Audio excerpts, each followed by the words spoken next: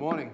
The Tuesday, November 18th, 2025, regular Board of County Commissioners meeting will now be called to order.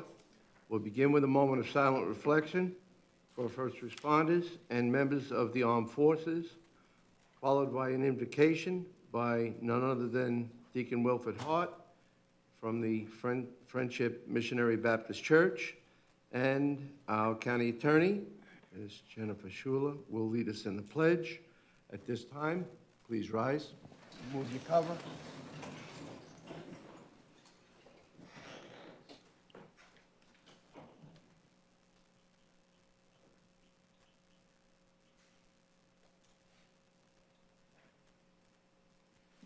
Lord, I can ask you to bless this commission and the commissioners, and I will. Lord, I can ask you to bless this community, and I will. Lord, the season is now. Thanksgiving is only days away. Many will be without a meal. Many will be without a home. Many will be without a loved one. Many, Father God, will just be outright lonely. And so, Father God, we're going to ask that you find favor for our community. That whatever need, wants, and desires that we have in this community, that it be met. But Lord, I didn't ask you to forgive us of our sins, but I will. Because we've fallen short of your glory. And so, Father God, find favor continuously on our community so that we can go out and be the apple of your eye. In Jesus' name we pray. Amen.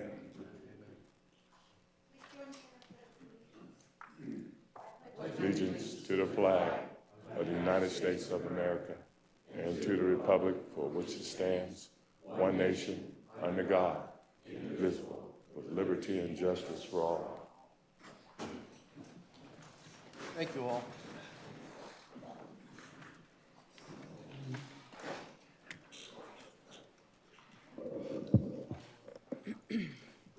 Well, the next item is an annual item that takes place in the month of November. And we are going to have a reorganization. I just want my colleagues to know that this has been a unique year. We've had some trials and tribulations, and we've done some good work, too. It's been an honor to serve as the chairman. This time, I'll say that, I've done it a few times, and this was the one. That's what I want to say. It has been a different kind of year, but we got through it. I want to thank you all. With that, I'll take the gavel and walk it over to our county attorney. Thank you. You can just hit the desk if you wish. Okay. Because traditionally, the county attorney will now become the acting chair to get this meeting accomplished and action. Thank you. Thank you. And I'd like to open the floor for nominations for County Commission Chair. Are there any nominations? I'd like to nominate Commissioner Darrell Lohr. Okay. Second. We have a motion and a second. Are there any other nominations? Is there a motion to close the floor for nominations for chair? So moved. Is there a second? All in favor? On the motion to elect Darrell Lohr as chair, all those in favor? Aye. All opposed? Motion carries. Congratulations. Thank you very much.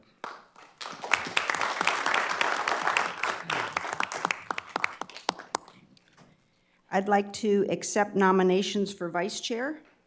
I'd like to nominate Commissioner Laura Moss. Second. I have a motion and a second. Are there any other nominations?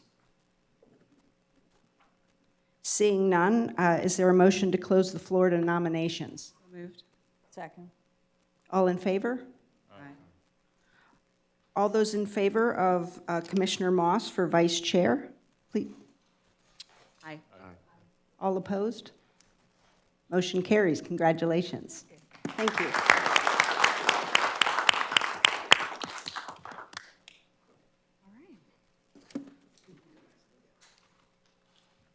Sir?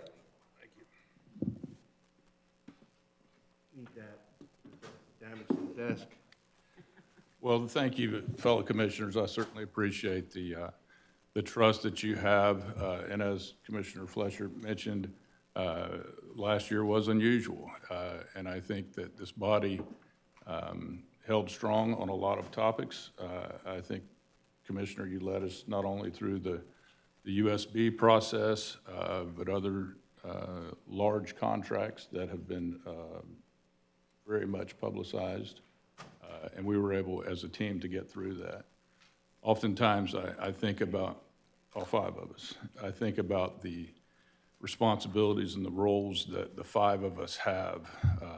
5 individuals out of 175,000 residents and another 60 or 70,000 tourists that visit our community. And the public may not realize there's a lot of responsibility, a lot of angst that I know that I have, that I'm sure each of my fellow commissioners have with respect to the decisions that we make. And I can tell you that we don't always agree on things, but I genuinely know that all 5 of us have the best interest in this county. And I think as the year goes forward, we will strive to continue to make this community and this county the best that we can be. Yes, we're going to have our differences from time to time, but at the end of the day, we are commissioned to lead this community, and I will do everything possible to make each one of you proud of this chairmanship, and I thank you. You already do. Thank you. Thank you.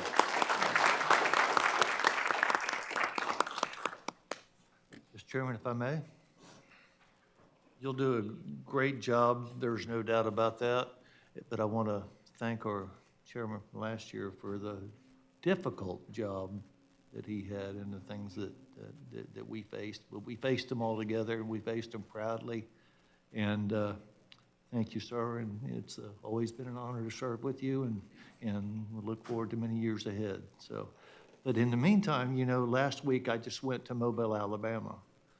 You know, and our chairman's idea, I went to the USS Alabama and saw the ship, and went on the submarine and all that sort of stuff.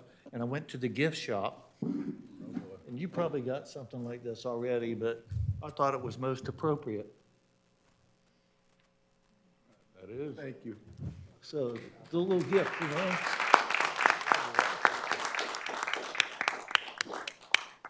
Thank you. Thank you, Joe. You're quite welcome, sir. Yeah, I think I've said that a few times. That's perfect. Means a lot. There you go. Thank you, Joe. Only person I've ever heard say it, and it fits the bill. Thank you. You're welcome. You got me. All right, well, thank you. With that, we will proceed to item 4, any additions or deletions of the agenda or any emergency items from this body. Mr. Administrator. Yes, Mr. Chair. 9I, we just want to, at the time for the consent, pull for a quick discussion. So 9I has been completely pulled?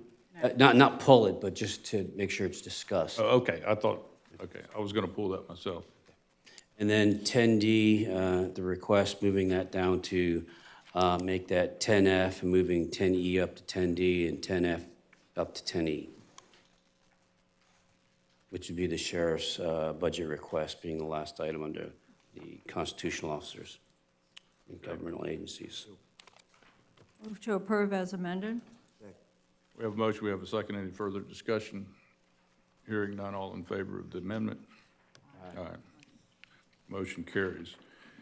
The next item, item 5A, is a proclamation honoring the Vero Beach Art Club and Judy Borgello. of the mural creation and restoration. And I will add that we had a wonderful art show last night in this building on the second floor. If Judy would like to come forward, welcome.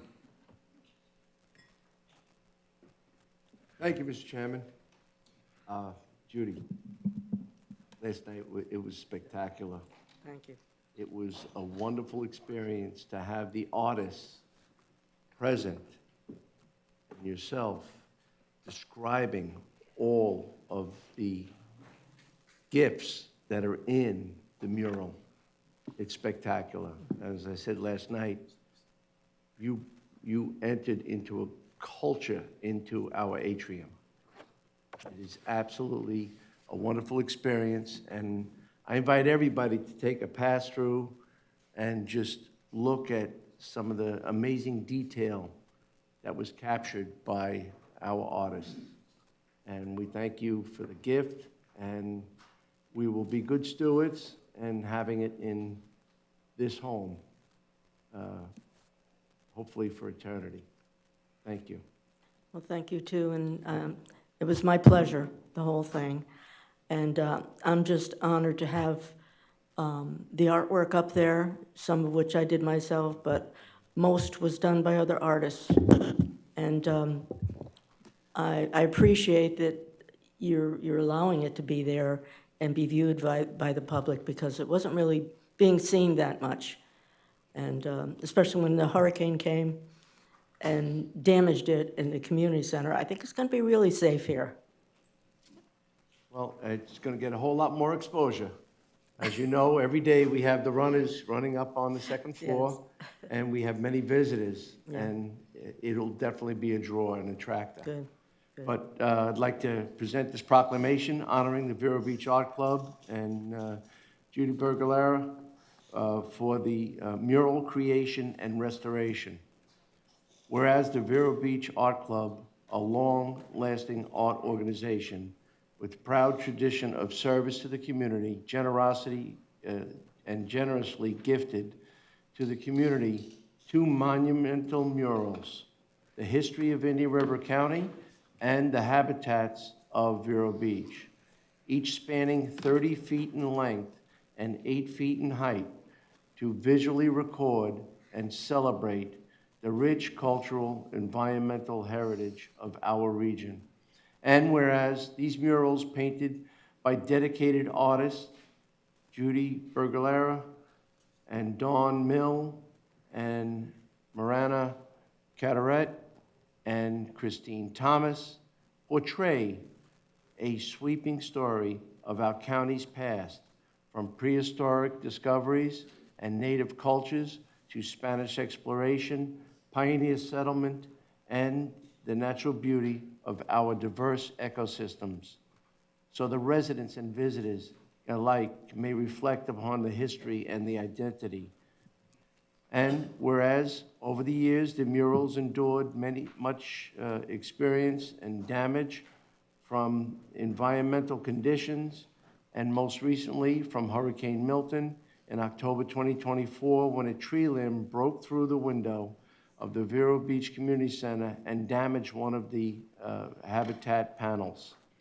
Whereas through the commitment, vision, artistry of Judy Bergolera and the fellow artists, the damaged mural was carefully restored, ensuring that these cultural treasures remain preserved for the future generations to enjoy.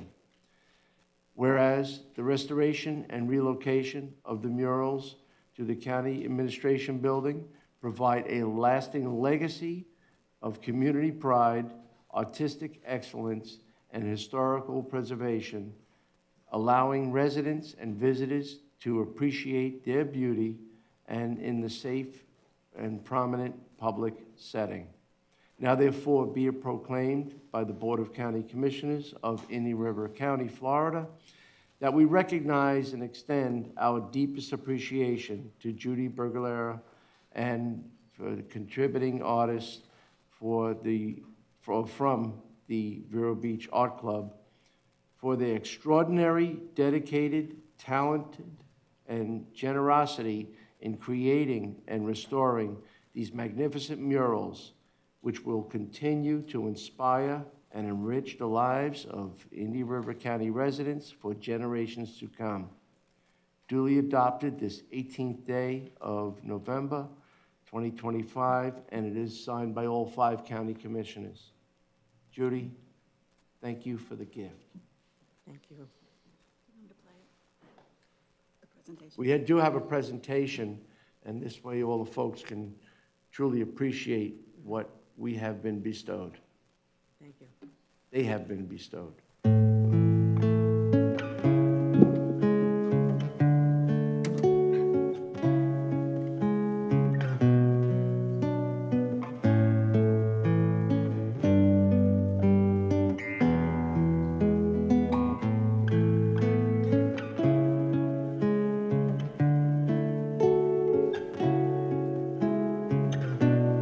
That detail.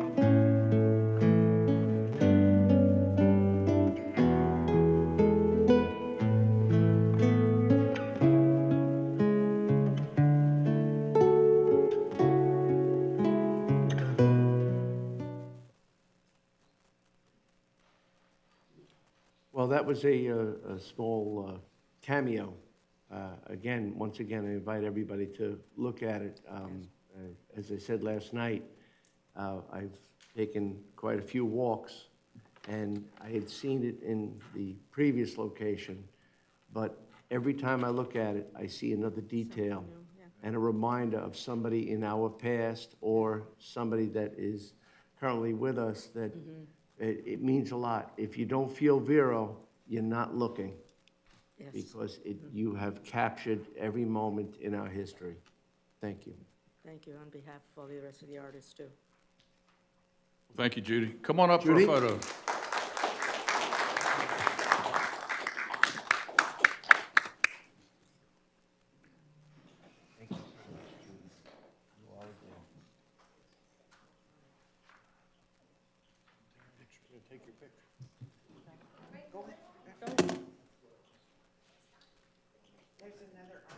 We have more artists.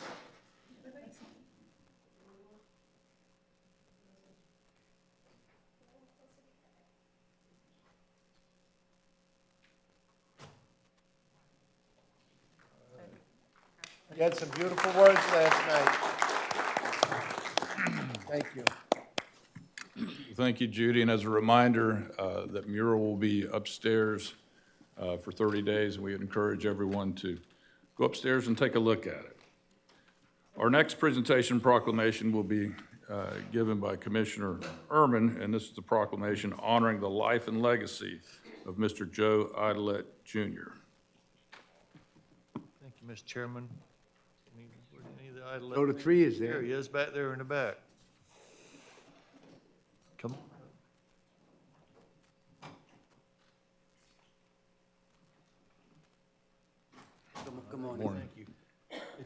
It's an honor to be a part of this. I know that most of us were at the memorial service of the church for your dad, and I know Commissioner Fleischer read this, but I'm honored to read it again for this purpose for y'all, because this is a pretty big deal, because he was a pretty big deal himself. So it's my honor to read this proclamation honoring the life and legacy of Mr. Joe Idlett, Jr. Whereas the Board of County Commissioners of Indian River County proudly recognizes the life and legacy of Mr. Joe Idlett, Jr., a true pioneer, civil rights advocate, and lifelong resident of Gifford, whose courage and determination helped shape the history of Indian River County. And whereas, born the great-grandson of enslaved people and the son of a Georgia sharecropper, Mr. Idlett lived a life rooted in faith, family, and the pursuit of justice, inspiring generations through his integrity, humility, and service. And whereas, after serving his country in the Korean War, Mr. Idlett returned home and led a courageous fight to end segregation in Indian River County schools, resulting in the peaceful desegregation of public schools in 1969, a defining moment in local history. And whereas his leadership continued as the first African-American elected to the Indian River County School Board, where he served 20 years advocating for educational equity, opportunity, and unity within the community.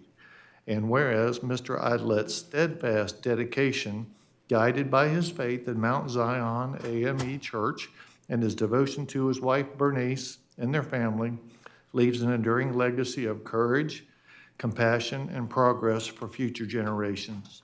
Now, therefore, be it proclaimed by the Board of County Commissioners of Indian River County, Florida, that we do hereby honor and celebrate the life, leadership, and legacy of Mr. Joe Idlet Jr., whose vision and perseverance continue to inspire stronger, more unified community.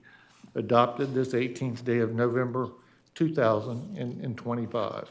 So, with that being said, I can tell you, growing up here in Indian River County, I was 9 years old when desegregation took place, and I was in the school system, and it was not without problems, but it was pretty seamless. I mean, as a youngster, I probably didn't pay attention or know what it even meant. I know I couldn't spell it, but it was a pretty big deal.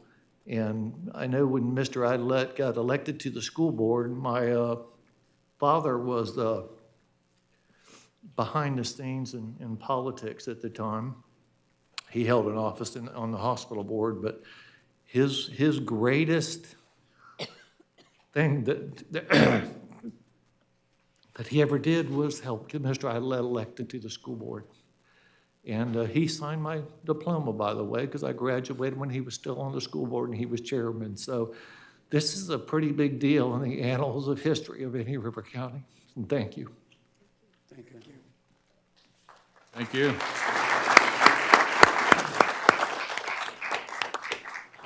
Joe, would you like to say a few words?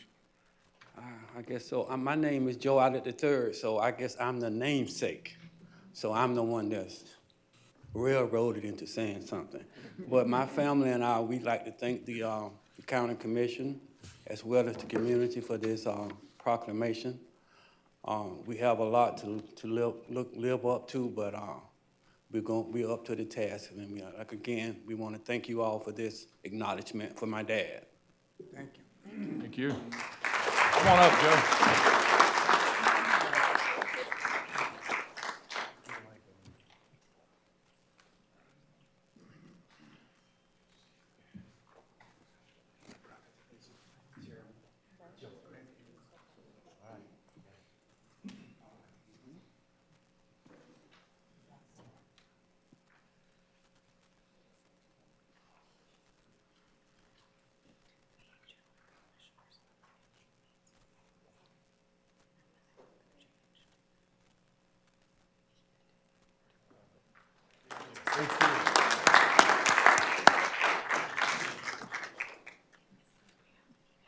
Thank you. The next item is a proclamation recognizing GIS Day. If members of our GIS team could come down, that would be great. This proclamation recognizes November 19th, 2025 as GIS Day. Whereas Indian River County Board of County Commissioners recognizes that an understanding and the application and geospatial technology is crucial to operating our infrastructure, sustaining our natural resources, and stimulating economic growth, thus benefiting the welfare of the public throughout the county. Whereas Geographic Information Systems, GIS technology, allows us to see and model complex relationships and patterns with more integrity and respond to the need. Whereas there is a need to promote GIS awareness, education, technological training, and to use rapidly developing technology to its full potential. Whereas the board recognizes those that have chosen GIS as their profession as part of their discipline to improve the lives of our citizens, and whereas to recognize and support the efforts of nonprofits who work on activities to improve conservation, human services, and various humanitarian efforts to better our world. And whereas having a day of GIS activities open to the students, citizens, and government leaders to help promote STEM education and inspire others is a higher calling to use technology for the good. And whereas the board is committed to utilizing GIS information to make better informed decisions to better serve the residents and make useful geographic information open and easily available in the public as a platform for innovation. Now therefore be it proclaimed by the Board of County Commissioners of Indian River County, Florida, that November 19th, 2025 shall be recognized as GIS Day in Indian River County, adopted on this 18th day of November 2025, signed by all 5 county commissioners. Welcome. Thank you so much, Chairman Lohr.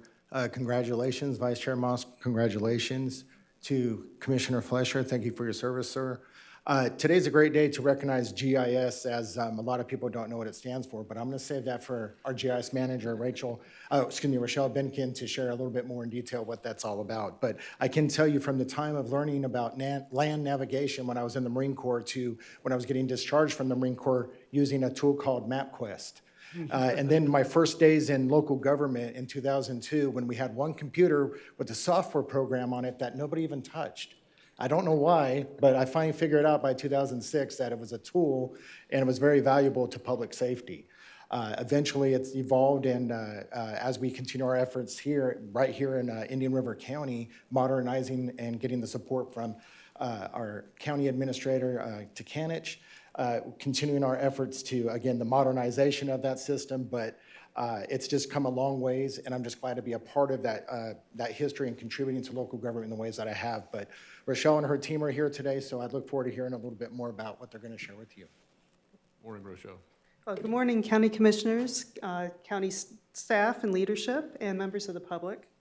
GIS Day is about showing what geographic information systems can do to help make better and quicker decisions, provide services to our county population, and how we understand the world around us. Nowadays, many of us use GIS as we navigate in our cars, using Waze or using Google Maps. We have web maps on our website for the public to look up bus routes, addresses, parks, and other information that they need, and hopefully see how we're trying to improve quality of life in Indian River County.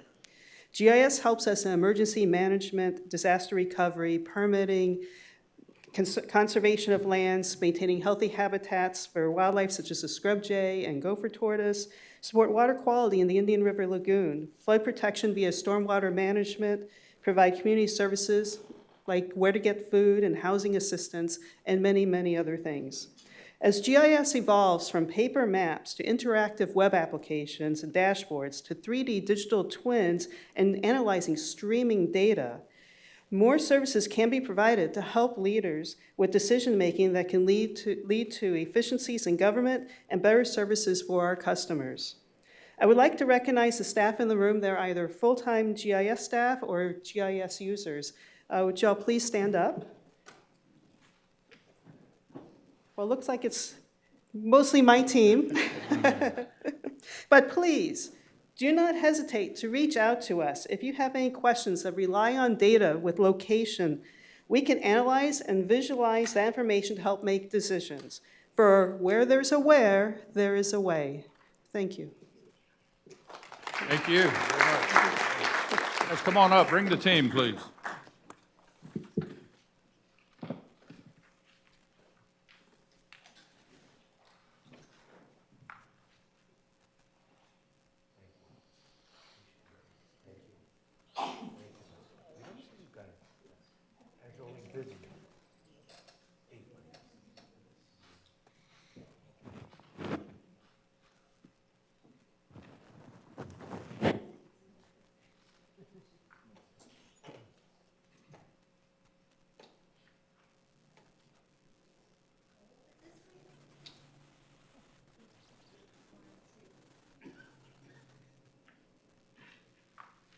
Thank you again.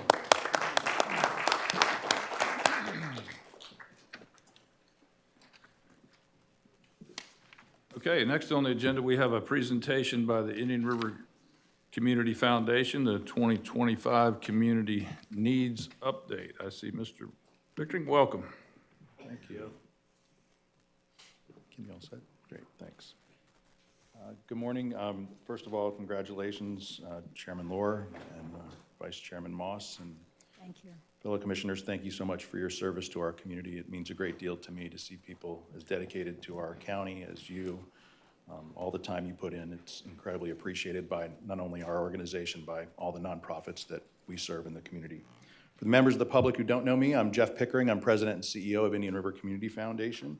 Our mission is building a better community through donor-driven philanthropy. And together with our clients, since our inception in 2008, we have awarded more than $150 million to charities, most of which are right here in Indian River County, to improve our quality of life.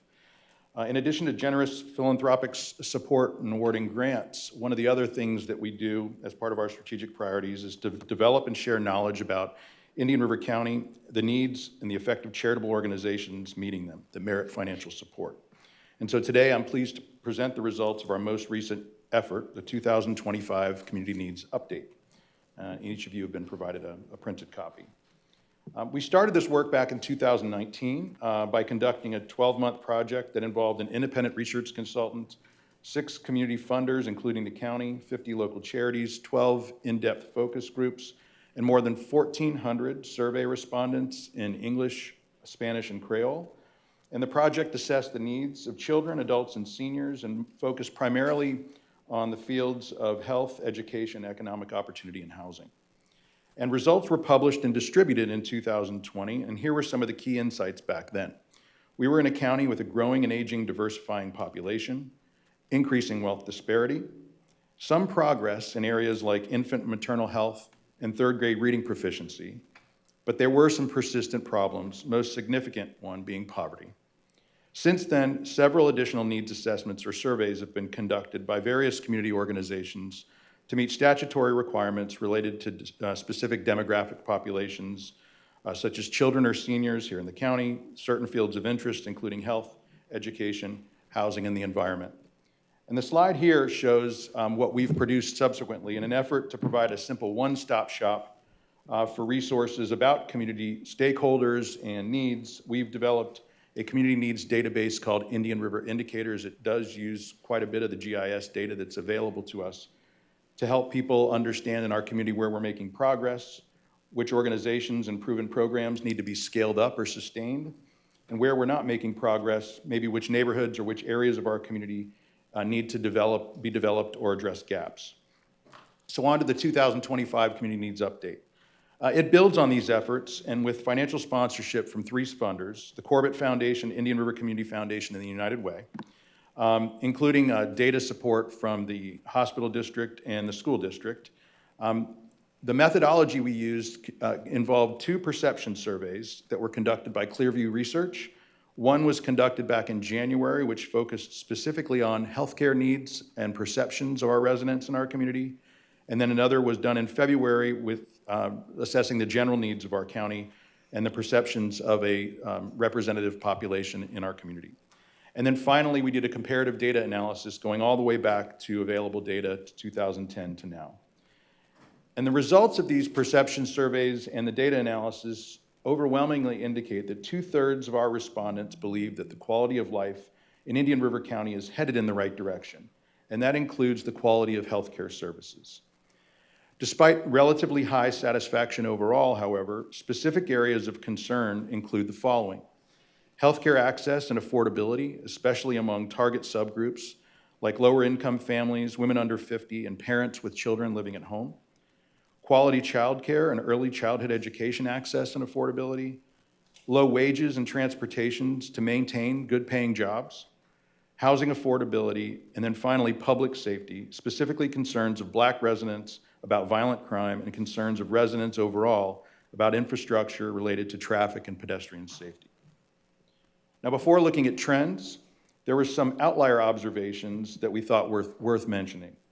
One's related to infant and maternal health and the importance of local maternity services. After a perception survey and several town hall meetings, an overwhelming majority of residents believe that local maternity services are a necessity for public health and safety in our county and also essential to Indian River County's overall well-being. Furthermore, there's strong support for the use of taxpayer funds to keep these services in our community. Another outlier observation is related to K-12 public education. While approximately 2/3 of survey respondents were satisfied with K-12 public education, 1/3 of the respondents were not. This is in a school district that has achieved an A rating 3 years in a row, that ranks 5th out of 67 Florida districts, that is led by Florida Superintendent of the Year and one of 3 national finalists for the same accolade. Despite our best efforts to improve quality, to engage parents, and to offer more choice, we still can't seem to please everyone. And finally, there were outlier observations related to affordable housing that gave us a stark image of the new face of homelessness in our community. Now, while the 2025 point-in-time count conducted by the Treasure Coast Homeless Services Council reported the lowest number of homeless people ever in its annual one-day count, which was 198 people, both adults and children, the number of students who reported experiencing homelessness at some point during the school year was the highest ever. 655 children attending our public schools spent at least one night last year, doubled up or tripled up in someone else's home that was not their own, in a shelter, in a car, or sleeping outdoors. And the fact that most of these students were missed in the annual one-day count speaks to the absolute resilience of these families who are willing to do anything to ensure that these episodes of homelessness for their children remain brief. And when it comes to trends and demographics, you may be familiar with some of these. The total population has gone above 170,000.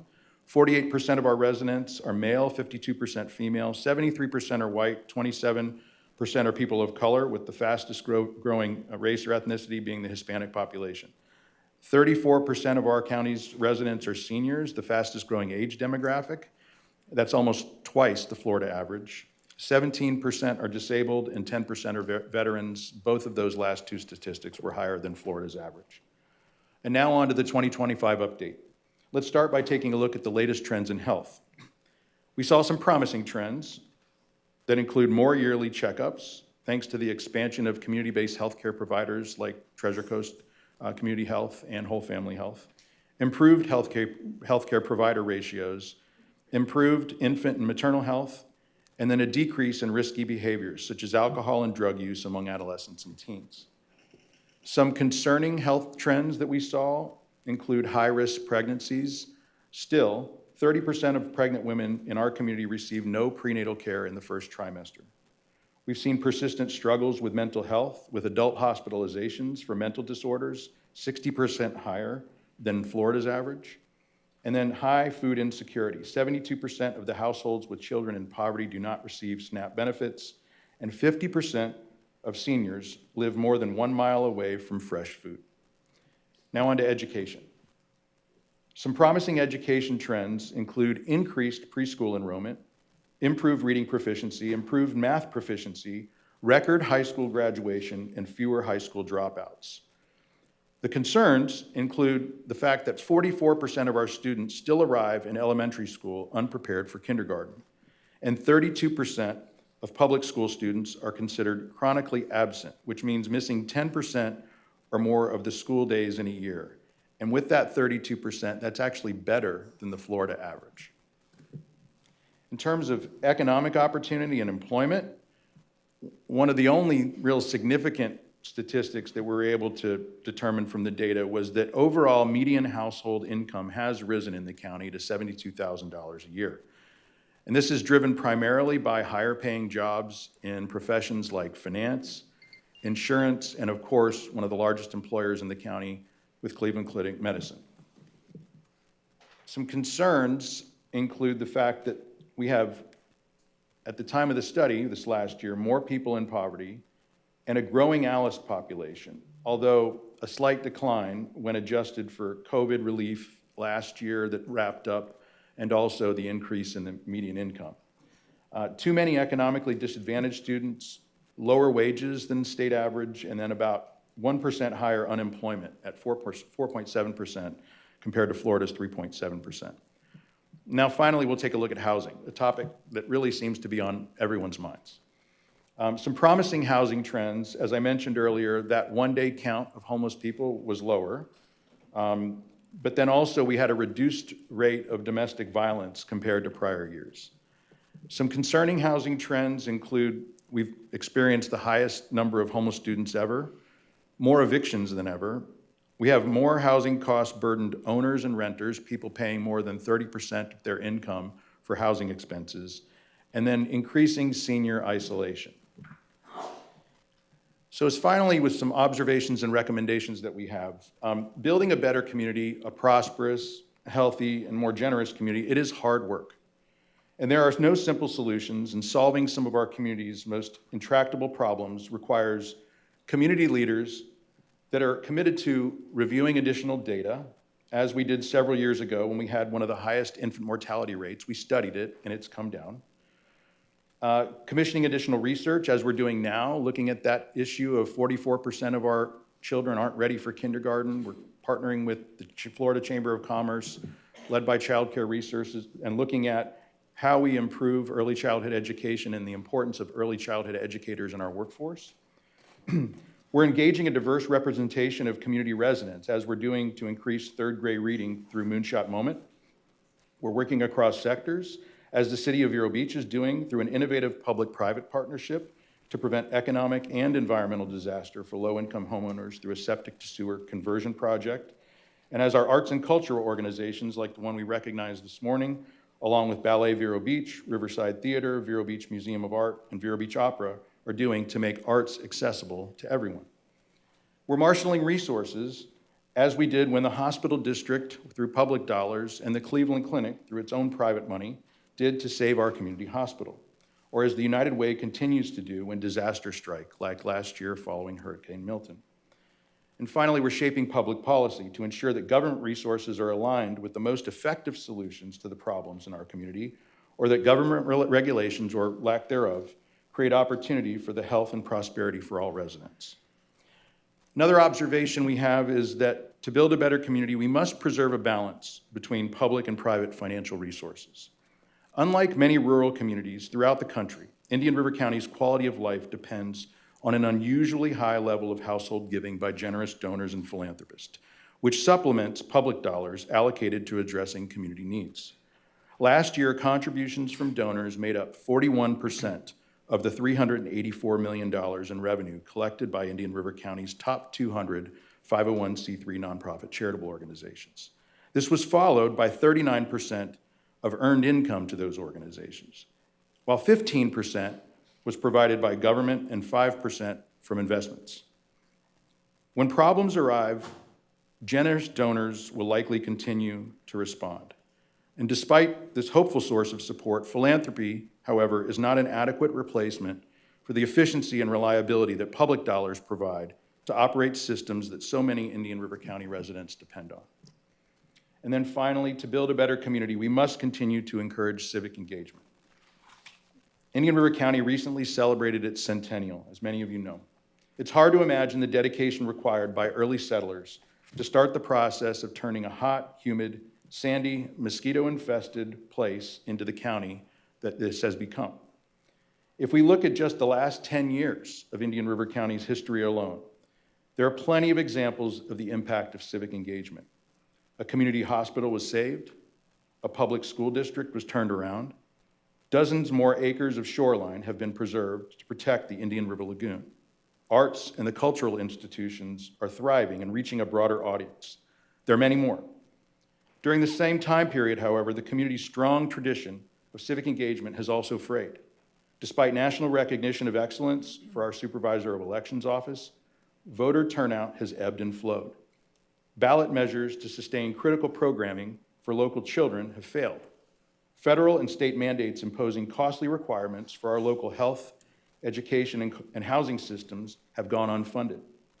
Iconic servant leaders like Dan Richardson, Amelie Loy, or recently Joe Idolette Jr. are gone. There are plenty of community needs that cannot be addressed alone by one person.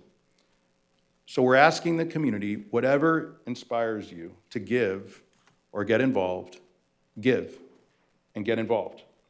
The future of our Indian River County community depends on it. Thank you. Thank you, Jeff. Appreciate everything that you do. Any questions or comments by the board? Thank you. Thank you, Jeff. Great day. Moving right along, we have approval of the minutes for item number 6 for the minutes of September 9th, 2025. Mr. Chair, move approval. Second. We have a motion, we have a second. Any further discussion? Hearing none, all in favor?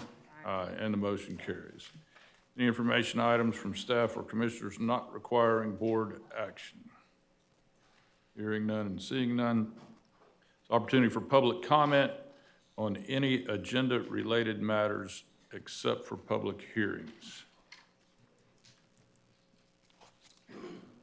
Seeing no participants, we will move on to the consent agenda.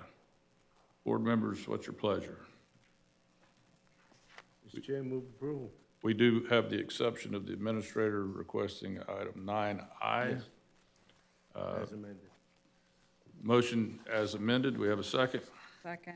Have a second. Any further discussion? Hearing none, all in favor?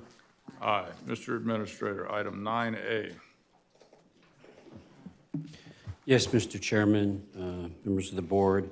Just want to take an opportunity to highlight that on this particular item, it is a work order for the county to undertake a feasibility study for the City of Sebastian septic to sewer conversion.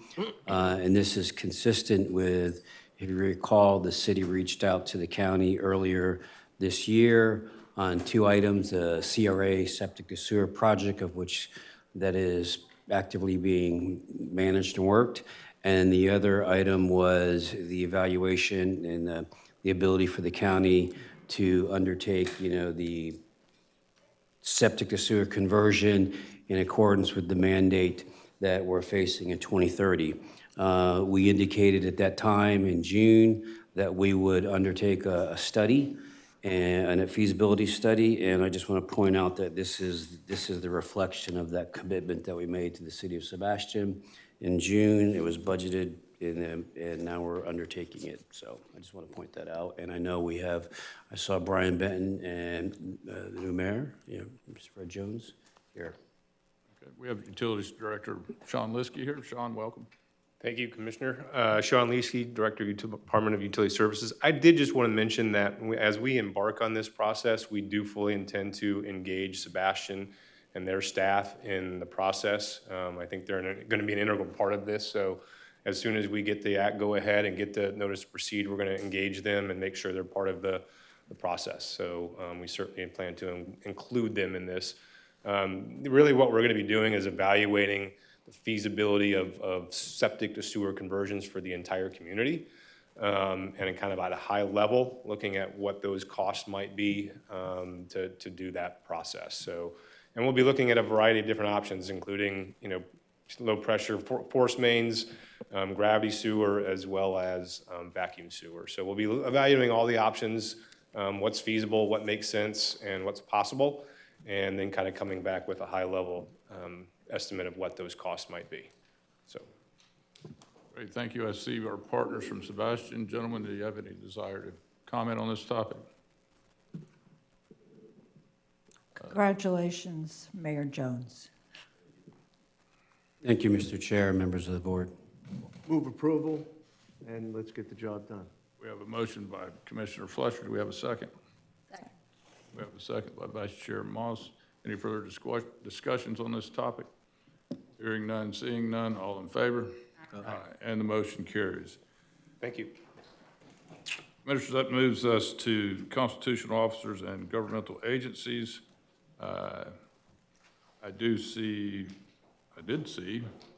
the Honorable Wesley Davis, property appraiser, is here.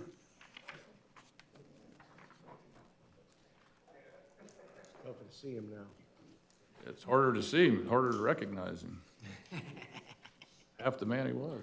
Good morning. Good morning. First of all, Past Chairman Fletcher, thank you for your service last year, and congratulations, Chairman Lohr and Vice Chair. Congratulations. It seems like just a month ago I was here doing this, but I guess it is the end of a fiscal year and start of a new. And I'm pleased to say that we did in the property appraiser's office, mission accomplished.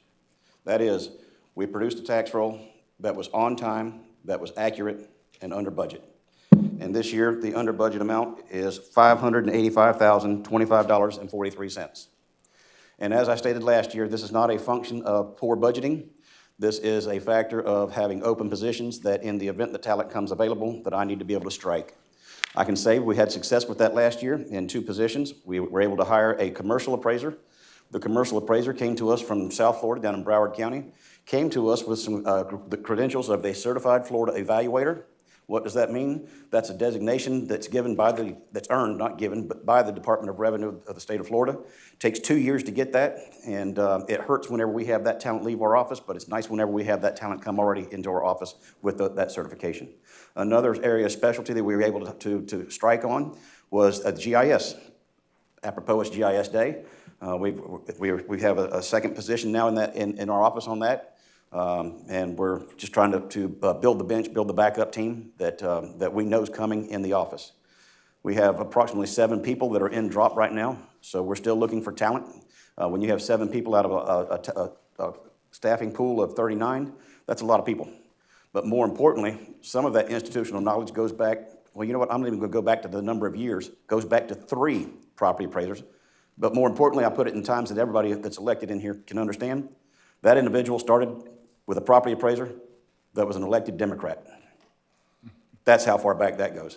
So just with that said, we're having to start to build the bench. And so with that, I'll take any questions that you may have. I thank you for funding the budget. And I do want to also say, I understand, everybody understands, that as the elected official, we could use this money any way we see fit. But again, the lion's share of this is in staff. And I made a commitment to the taxpayers, made a commitment to you as the commissioners, and that is that I'm not going to say I'll never use that money for anything else, but I can promise you that if I do, it'll be made publicly in this forum with everybody understanding and be able to ask me any questions about it. So thank you very much for your time, your consideration, and thank you for all you all do for our community. And if you have any questions, I'll be more than happy to answer. Well, thank you, Property Appraiser Davis, and we certainly appreciate your explanation and the need to fill those talented positions. We understand that totally here at the county. So thank you, sir. Any questions from the fellow commissioners? Hearing none, thank you. We'll get a picture all at once, or? Whichever. Well, go ahead and run through all of them, and then that way we'll just do them. Sure. Wherever you wish. Next, we have the, come on down, Wesley. Let's go ahead and take that. Okay. Take yours. Okay. 1 o'clock. Thank you again. You said you were going to bring us to the new millennium. Wesley, put them in front of the TV screens, the computer. There you go. Drop it down. Take the professional's advice. She's done the big check many years.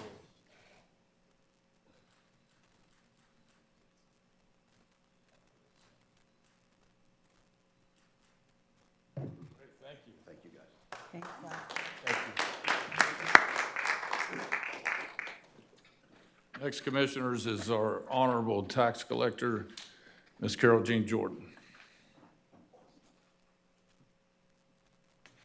Welcome. Good morning, and congratulations, Mr. Chairman Thank you. and Madam Vice Chairman. Big jobs. I do want to mention for the public that's watching, there's a huge web service that's went down during the night. We don't know yet what's happened, but it's affected the country. It's nationwide, and right now we can only take transactions with checks. It's really strange. We can't do road test. We can't do driver's license.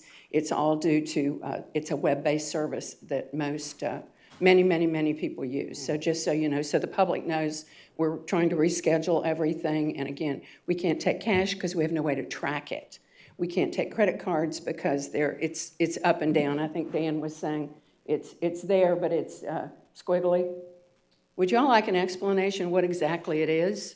Because Dan's here and he can tell you as far as the company. I think we're okay. You good? Yeah, we're fine. Okay. You'll overcome it. Excuse me? You're going to overcome it. Certainly, We there, know that. actually, Grant Street is already, Dan, come explain it to him. I'm so novice on this.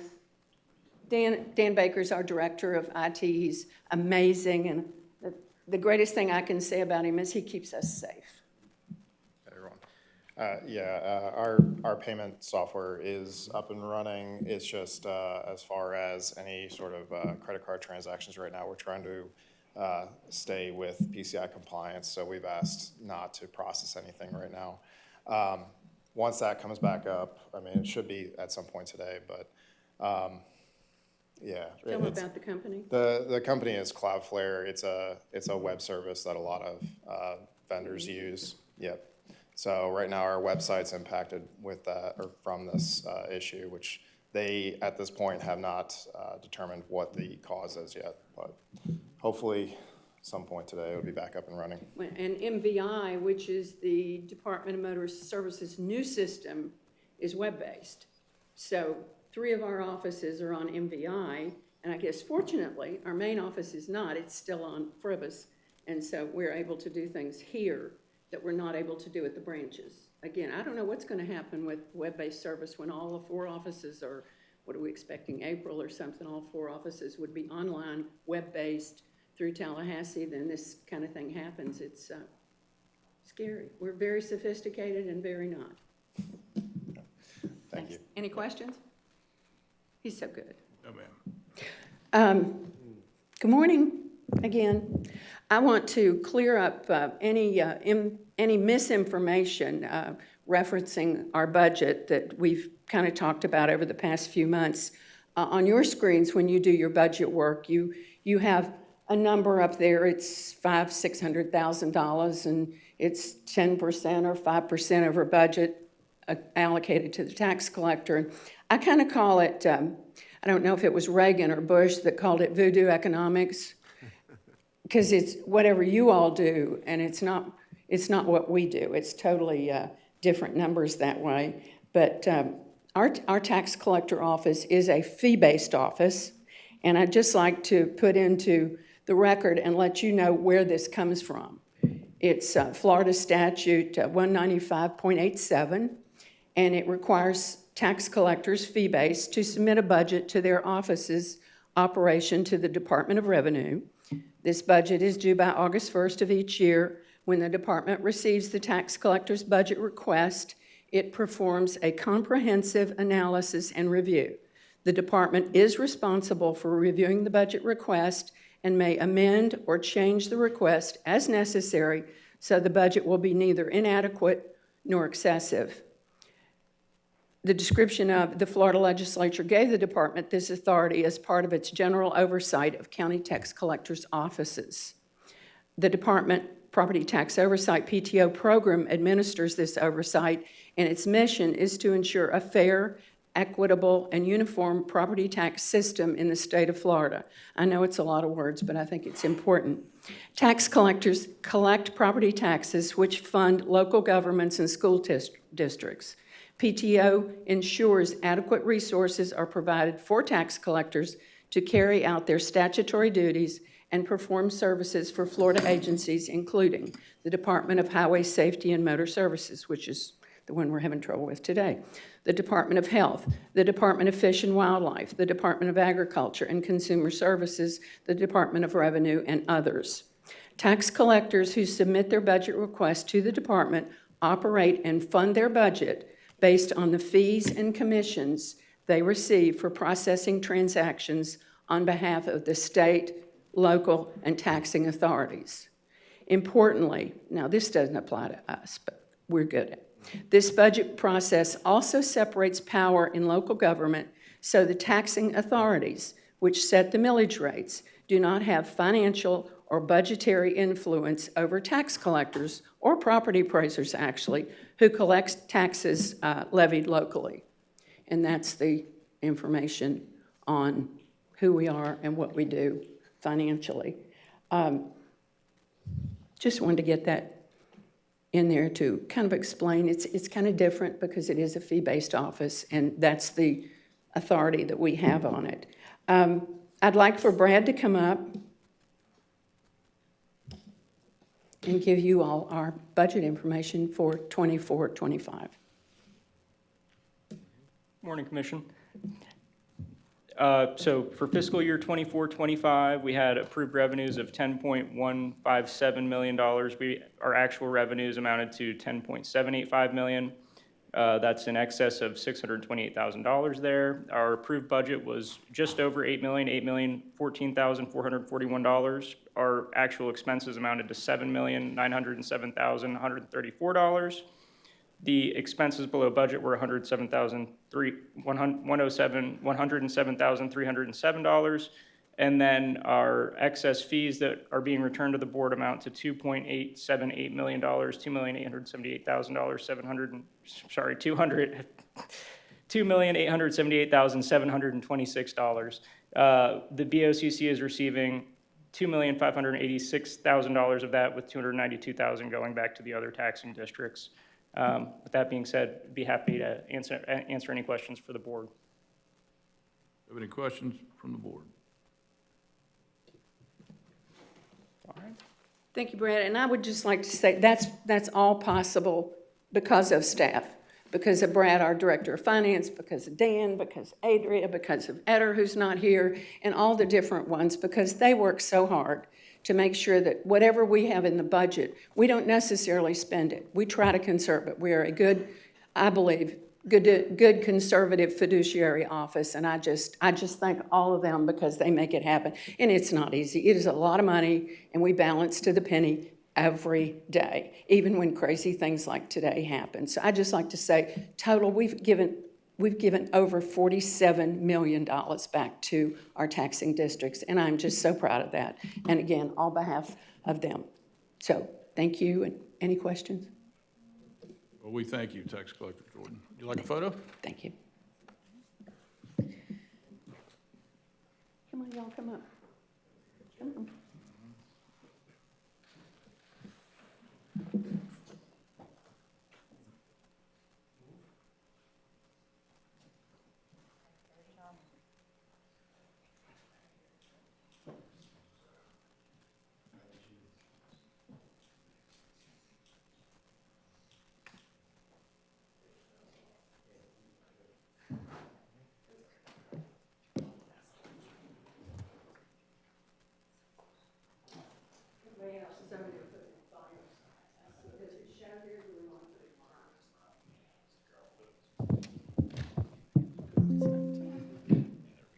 It makes a good, that launch difference.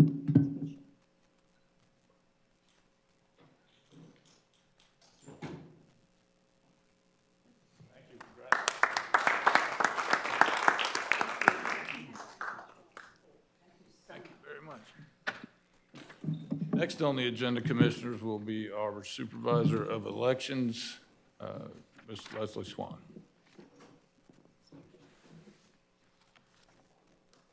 I'm sorry. Did we go out of order? I'm sorry, Leslie. Our clerk, Ryan Butler. Clerk. Welcome, Ryan. My first day. Thank you, Mr. Chairman, Madam Vice Chairman, congratulations, members of the board. 98% of the funds that we are returning today to the taxpayers represent the excess fee revenue that we receive from our recording department. Now, deeds and mortgages are the bread and butter of the revenue that we receive at the recording department. And as you know, that revenue can be highly variable from year to year. When I stood here last year, we were facing some headwinds. Mortgage rates were high. Home sales appeared to be slowing. Other clerks around the state were reporting drastic decreases in their recording revenue. So we really didn't know what to expect for this year because of all that uncertainty. So we budgeted accordingly, and we looked for ways to keep expenses down, and I'm proud to report that thanks to the good work of the employees in the recording department, as well as my Chief Deputy Comptroller, Alyssa Nagy, and her staff at the Comptroller's office, we were able to return to the taxpayers today $592,379.60. This is the largest return that we've had to the taxpayers in at least 10 years. That's as far back as we looked. I suspect it's longer than 10 years since you've seen a check that big from us. This actually represents about 39% of the funds that the board budgeted to the clerk and comptroller's office last year. So I think by any measure, that's a pretty good return. And for once, we're finally giving back more than Wesley. So we're very happy about that. We're never going to catch Carol Jean, but at least we finally caught Wesley. So I'll be happy to entertain any questions you may have about the funds. We appreciate it, Clerk Butler. We also appreciate, I know I do, the quarterly updates that you provide this body. That is something that I don't believe happened in the past, and we're certainly grateful for that. Information helps us make better decisions. So, thank you. Come on up for a photo.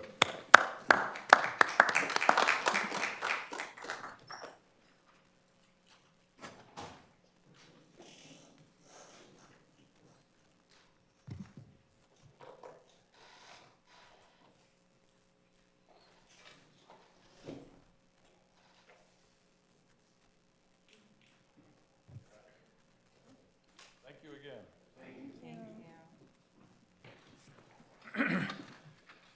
Now we'll get to our supervisor elections. Leslie Swan, welcome.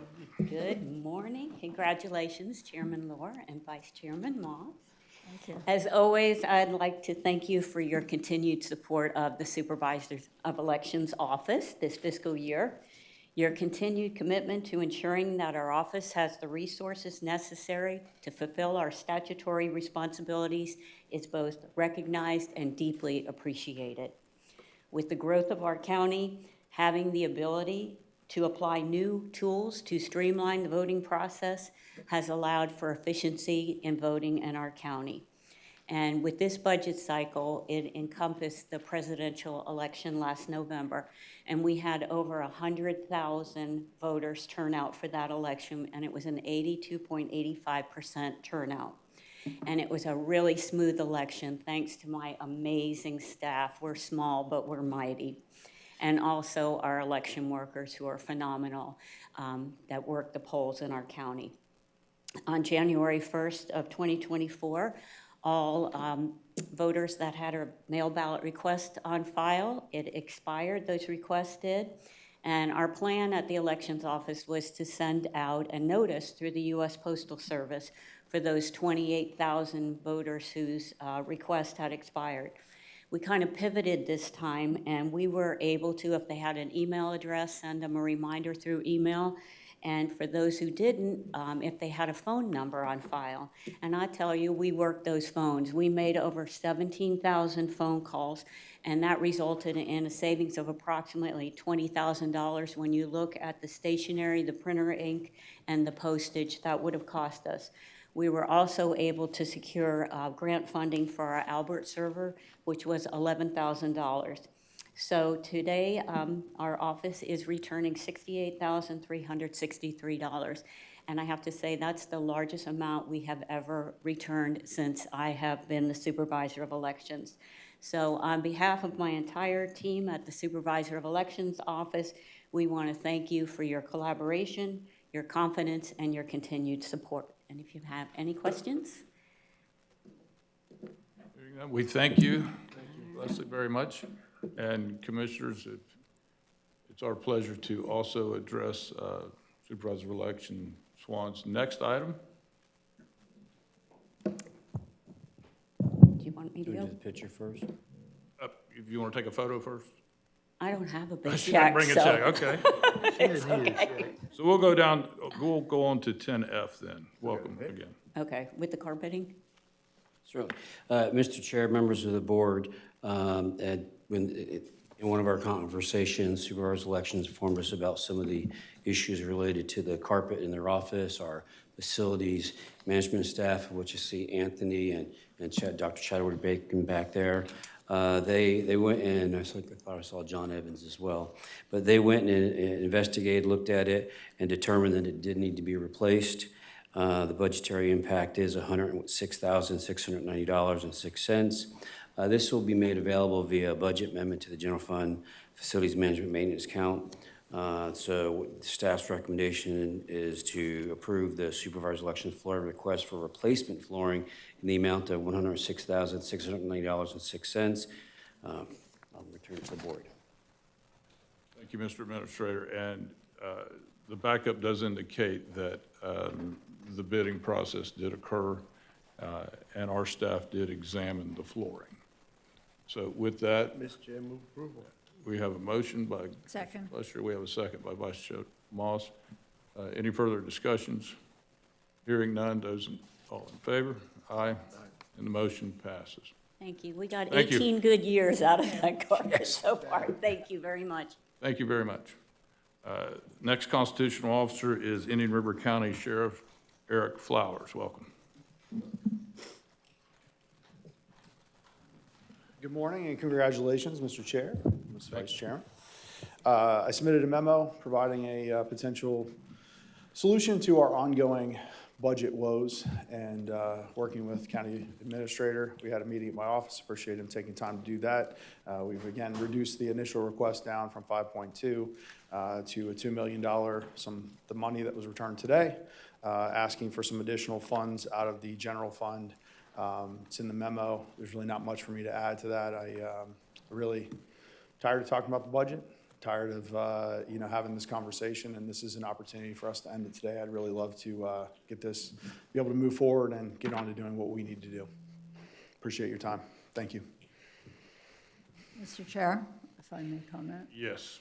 I've taken the opportunity to read the letter any number of times, and I think if we can step back a minute, and we all know this has been a long and winding road, but I think if we can step back a minute, we'll think about what we're really talking about. Our responsibility, we have two, actually. We have to balance, on the one hand, fiscal responsibility to the community, and on the other hand, we certainly need to support the sheriff and the Indian River County Sheriff's Office. So in trying to balance the two, I was actually reminded by Carol Jean Jordan, and I want to thank her. She said, there's another part of this, and maybe this is the background of the entire matter, and that is that, we've always worked together. Constitutional officers, we've always worked together in the best interest of the community.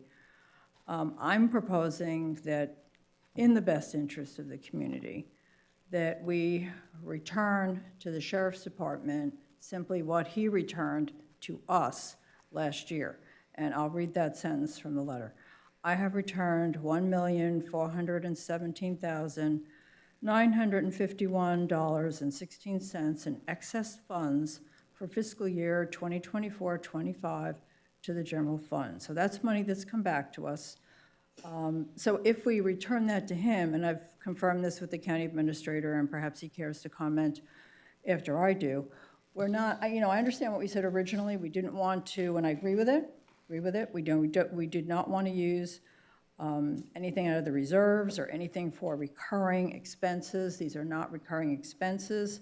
We're giving it to capital, non-recurring expenses.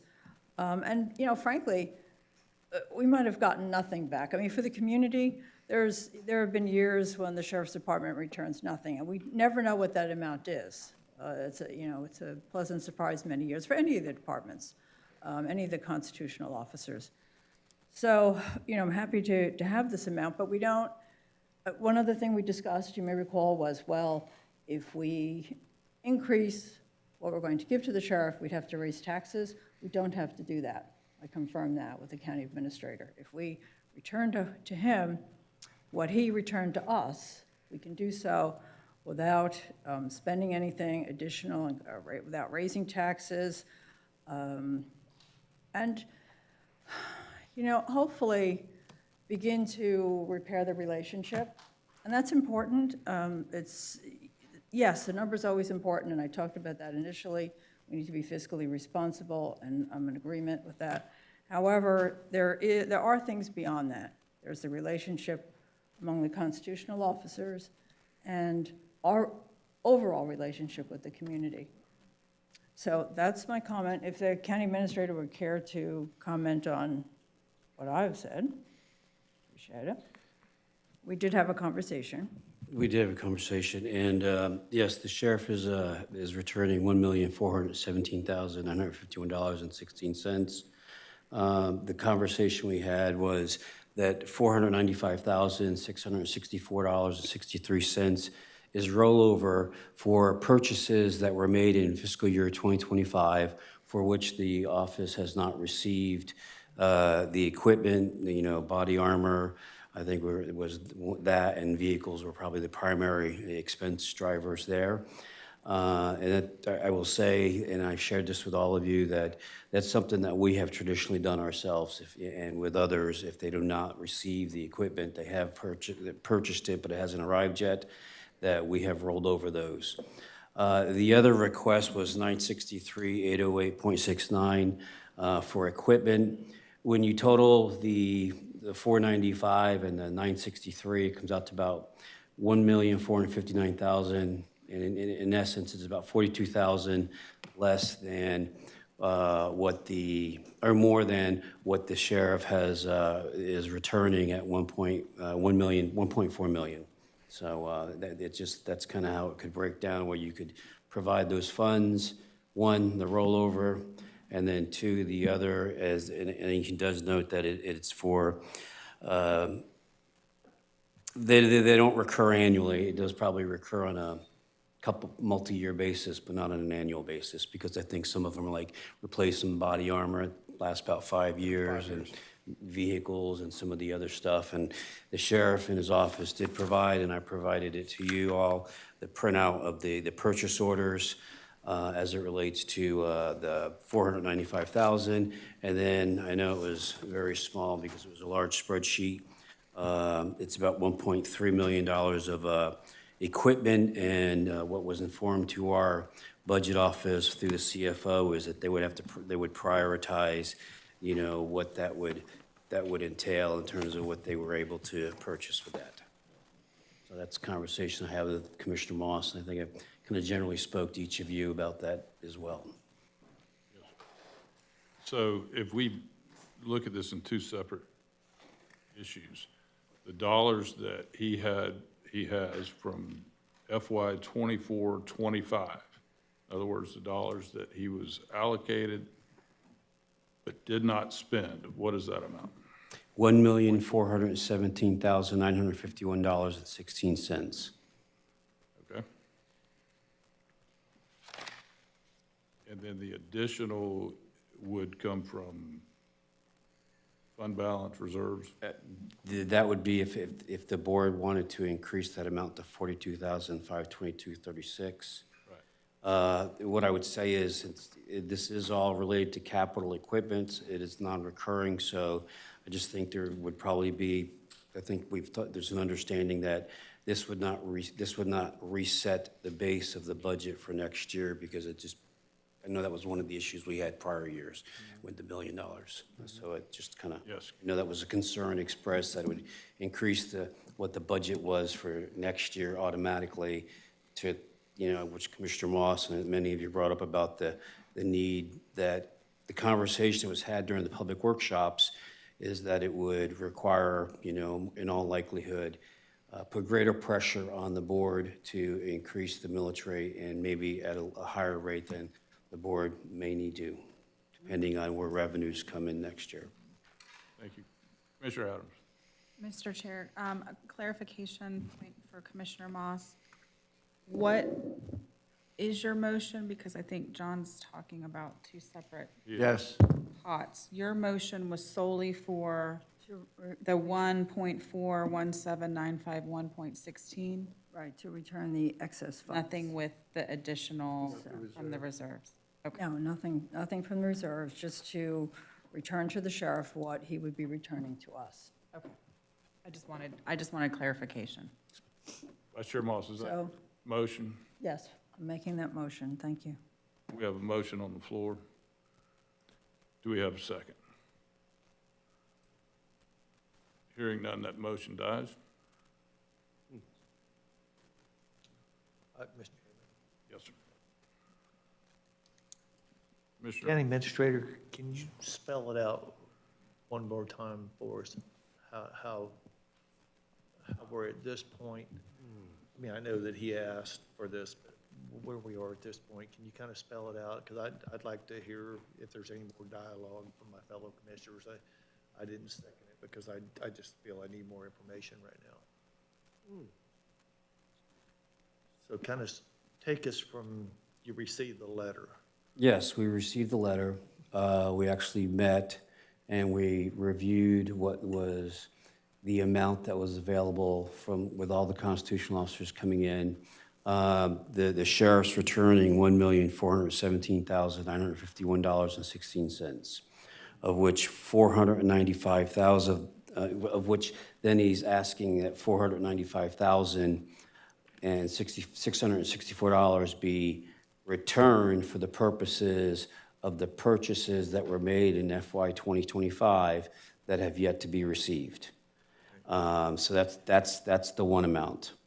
And then the other amount, the other request outside of the whole 2.5 million was the additional $963,808 out of reserves for purchasing equipment that was not annually recurring. So what I was getting at is if you provided the 1417, it would be short, but it would still provide 1.47 compared to the 1.459, which would fund his equipment request and his carryover request. I definitely, if you're asking me, I would definitely, recommend that you do the rollover or carry forward request, because again, I think those purchases were made, they all have a 2025 date on them, and they're just waiting, and we have the same issue in ourselves when we buy some equipment, vehicles, they don't come in time, and so I just think out of fairness and equity, that it's just being consistent that at a minimum, you should do that. That's a 963. It's the 495,664.63.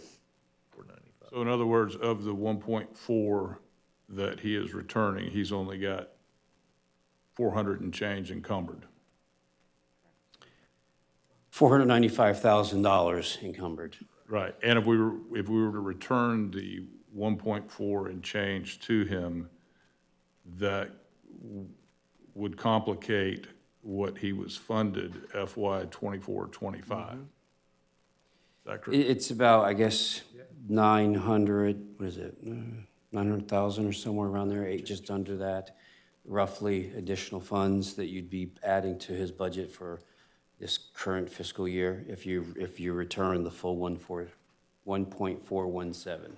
Right, and I believe the past practices over the last 2 years have been to return any of those dollars. Last year, It's we not a great did the practice. carry forward. I think 2 years ago was $1 million. We did do $1 million 2 years ago, and we spoke about this. That's one of the things that kind of, I think we realized later that kind of reset the base of that budget year, but for the budget going forward, because it wasn't limited to capital. But the point is, we have always done from my research, we've not, when it's available, we've done the rollovers to cover those costs since they were incurred. We had not received he's not received the equipment by September 30th. Commissioner Fletcher. Oh, please. So what is that number again as far as the non-returning funds that you're talking about? So the total number that the sheriff is returning is $1,417,951. Right. So then I'll subtract out the. And he's requesting.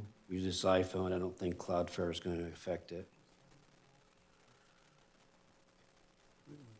Minus. And you had the opportunity to speak with the sheriff and see that these items were ordered and. Yes, and matter of fact, thank you to. That's important. Sheriff and his staff of providing a detailed spreadsheet, and you'll notice in there that all the PO numbers begin with 2025. These are all 2025 POs. I don't have the exact date, but it's, in speaking with Kristen, who also participated in the meeting that we had with the sheriff, which we very much appreciate. Her and Amy spoke, they're the CFO, and some of these vehicles were ordered early in the year. It just as we know, we've seen it ourselves, there's been a delay even through the FSA contract. Well, we went through this during the economic downturn. We went through it during the COVID experience, when there were many supply delays, distribution, delivery, change in equipment, change in availability of equipment. So we're talking about 495,664, and the difference that would remain that the sheriff would be returning is $922,286.53. And That's the number you were looking for. So this action does not change any of the previous travels and journey to the governor's office. It doesn't change any budgetary challenges. It does not change any direction. As we await the information back from or directive from the governor's office. But in all fairness, Mr. Chairman, I believe that we should roll that number back and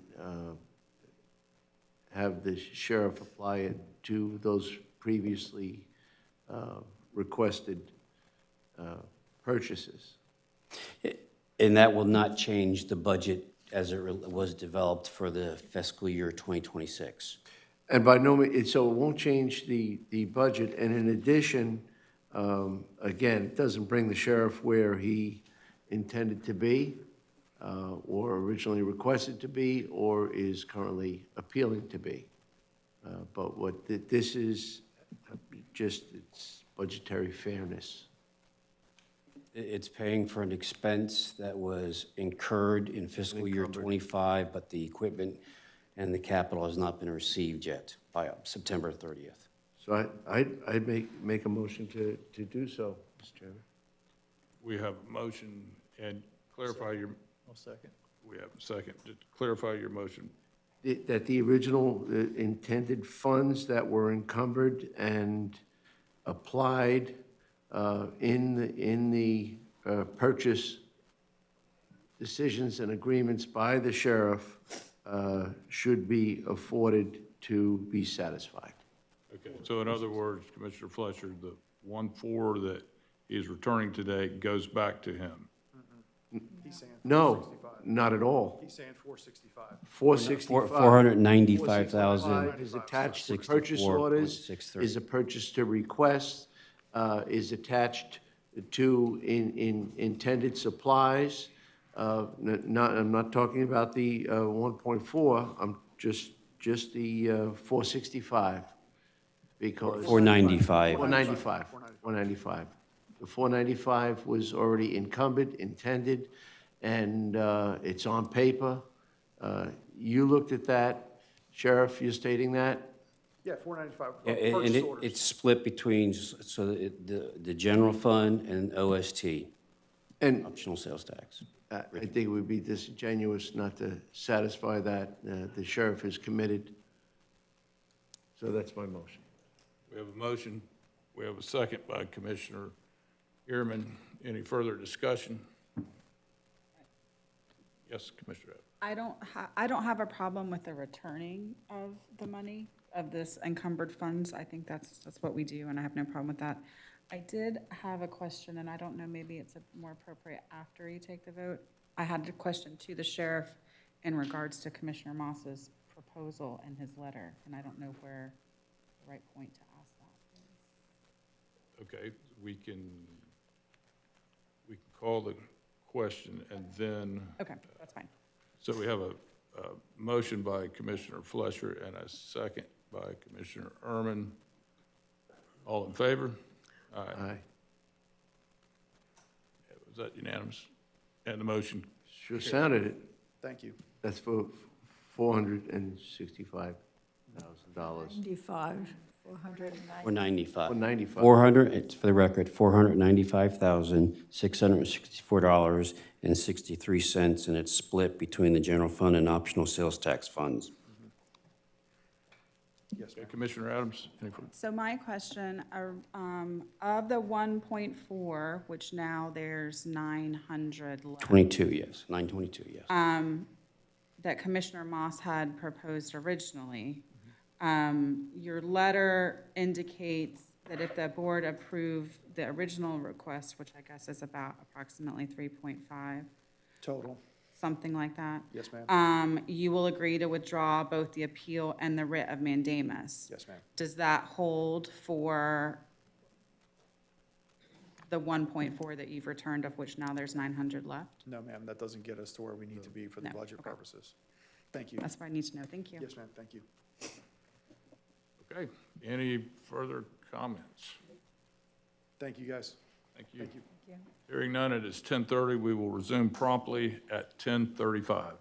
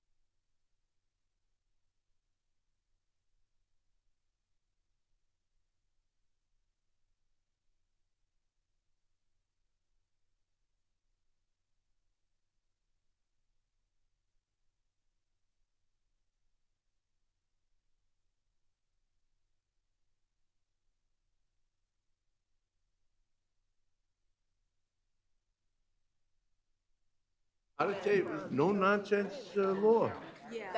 Okay. Yeah. You got If we can all be seated, please. Hit hard. That's hilarious. Oh, that's so scary. Yeah. I don't. The meeting is now called back to order. Thank you. Promptly at 10:36. Okay, the next item is public items. We do not have any public hearings or public notices. That brings us to item 12, the county administrator's matters. Mr. Tatan. Yes, Mr. Chairman, members of the board, this is regarding the Fellsmere Water Control District. Subsequent to the county's, legislative delegation meeting and the county approving its priorities, an issue has been raised that Kathy and myself, believes warrants a discussion and some direction by the Board of County Commissioners. The issue essentially at hand is that there's been multiple conversations that involve the maintenance of the canals within the jurisdiction of the Fellsmere Water Control District. Obviously, we are aware of instances where flooding has occurred in the past, and the county, working with the city and the district, has mobilized our resources to render aid to address flooding issues. It's our understanding that some solutions are being considered legislatively regarding the future of Fellsmere Water Control District as potentially a dependent special district, and then transferring the responsibilities of the district, to either the jurisdictions of the city of Fellsmere or the county. We've had conversations with the city of Fellsmere. We do believe that the county is probably in the best position to take on that responsibility. And so the purpose of the agenda item is twofold: to make sure the board's aware, because this is an evolving issue that's kind of come about, and it's our understanding that there may be a second legislative delegation meeting to discuss this. And we kind of believe it's critical that the county is involved in those discussions, especially if we're potentially handed the keys to a problem. And if there, because we've been told that the district could just be dissolved, and then the jurisdictions would have to take care of that. It would require a lot of an interlocal agreement or some interjurisdictional issues, because the canals don't stop at the jurisdictional line. So with that, we think to ensure the county's interests are, protected among the various issues that may come about, we would like your permission. Our recommendation is to authorize staff to engage in conversations and participate in the review of any legislation proposed to convert or transfer the Fellsmere Water Control District to a dependent special district with the governing and operational responsibilities transferred to Indian River County. And I'll return to the board. And I will say that Representative Brackett did request that we put an item, bring this before the board, so you all have an opportunity to discuss this as they consider various solutions and options. Exactly. This is simply a discussion and going on the record that we've acknowledged this issue. Commissioner Adams, your district. Yes, sir. I appreciate this conversation. I appreciate Representative Brackett and Senator Grohl working with the jurisdictions, the county and the city, as well as the property owners in the area, to try to come up with a solution that is beneficial to all involved and also allows responsiveness needed, as we've seen in the past several years. The only ask today is just to get the okay for staff to participate in that legislative process as something is crafted and move forward. I think it's very important that we have a seat at the table, so we can make sure that not only the county's interests, but the residents' interests are protected in the process, and be a collaborator with that solution. So that would be the request, to basically allow staff a seat at the table and participate through this process. Okay, this item does not require a motion, but do all five of us agree to proceed with the commissioner and the legislative aid? All right. Thank you. Does that cover? Thank you, Mr. Chair, members of the board. Does that cover what you need? Well, actually, I'm sorry. we are requesting a motion. Is that correct? No. I think it's just, I'm sorry, I think the Kathy. consensus and direction is appropriate. This is legislative. Kathy Copeland, Legislative and Communications Manager. I think Representative Brackett and Senator Grawl would like a sense of the board about your feeling on a dependent district and an independent, or splitting them out. And that what's getting the most traction right now is just converting it to a dependent district. But there are some people who would like to see it split apart. And so I think they would like to know kind of where the board, where they sense that it would be the best for the citizens of the county. And that was a conversation I think that some would like to have. We don't have to have a vote or anything. They just wanted to make sure that if you're in support of a dependent district, that it's talked about. Go ahead. No. Mr. Chairman, can I address what a dependent special district is? Because actually, so a dependent is when say the county has one that there's different factors that make it dependent, but that you would have the same board of directors, or that you would appoint the people on the dependent special district, you'd control the financing. But I will say that they're formed either by ordinance, or they can be formed by legislative act with the consent or at the request of the county. So it's not something that is done without your cooperation necessarily, versus an independent special district, which is something that's legislative created. And I think for the board's and background and information, SWID, Solid Waste Disposal District, is an example of a dependent district. A dependent district allows us a funding source and oversight. I think it's probably the cleanest way to move forward. The city of Fellsmere at this point has been supportive of that. I think what we're looking to do is this has been an ongoing issue for many a year for many different reasons, not only from the drainage, but also from some of the other ways that we are intertwined with them through road maintenance and right-of-ways and things of that nature. So my goal is for this not just to be dissolved and then dumped on us without any kind of plan of action or funding source. So I do think at this point of the options kind of being swirled around, the dependent district is probably the better option. And I think keeping that system as intact as possible is in the betterment of that drainage system as a whole. Once you start kind of dividing them up, sometimes it gets squirrely. So. And that was my conversation with Representative Brackett, that it would be a conversion that includes all assets, monies, and the boundaries would stay the same. Yeah, and I would go back to the comment that I had about if it was dissolved and turned over to the city of Fellsmere for what's in their jurisdiction and then what's in ours. Again, the water knows no boundaries. So when even on the issue of what is part of it, independent district to the west, dependent district to the east, I kind of am total agreement with Commissioner Adams that I think leaving the boundaries as is, as a dependent district, and making sure that we have the resources available to address the needs, of which I think arguably we've heard from citizens, residents of Fellsmere and elsewhere, that they're not being addressed right now appropriately. So I think that's why this issue has come to light. Mr. Chair, can I Yes. just pop in one more time? I am a little bit interested how they're contemplating that this would work between the city and the county, because normally, in my experience, but I'm still doing my reading and research, the dependent is we control what's in our boundaries, but this current water control board is also in the city and in the county, is what I understand. So I'm interested in what they're proposing and how that would work. I don't know if you know any more details about that. They're talking about legislation right now, and they're going to put something in draft, is my understanding. Representative Brackett asked his staff to do that. And until you actually see something in writing, it's hard to react to it. So that's the reason why we're suggesting that we really need to have a seat at the table. And of course, we would bring anything back that is outside of what we're discussing here.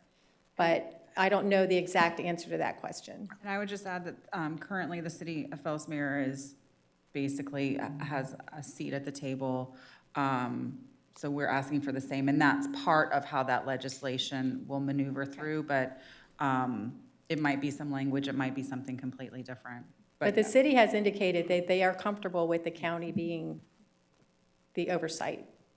I think, again, Commissioner Adams, I think you were Mayor Adams at the time, when we had the painful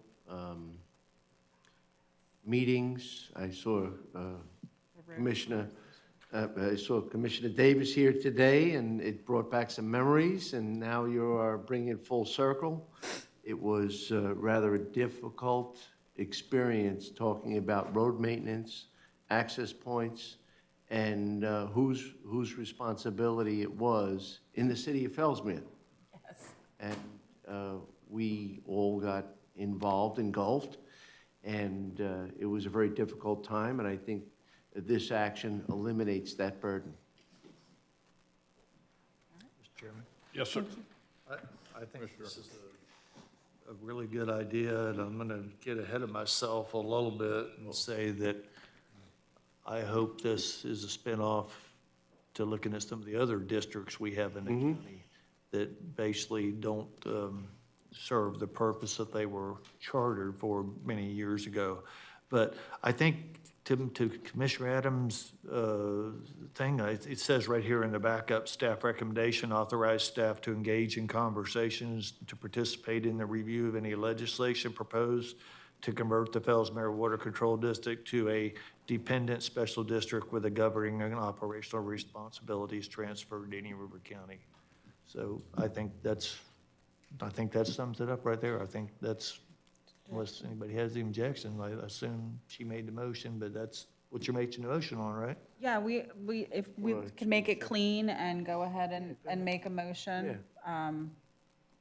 per staff recommendation. Okay, we have a motion. I'll second. We have a motion by Commissioner Adams, a second by Commissioner Urban. Any further comments? Hearing none, all in favor? Aye.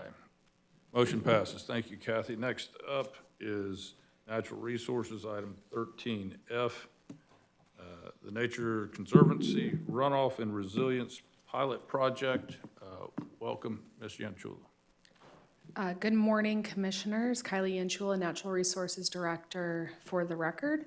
So I have a brief presentation, and Mr. Byrne is here to provide you some background. So the Natural Resources Department has been helping to facilitate getting this runoff to resilience pilot project here in Indian River County. So I am going to pass it off to him to give you a little background on the project itself.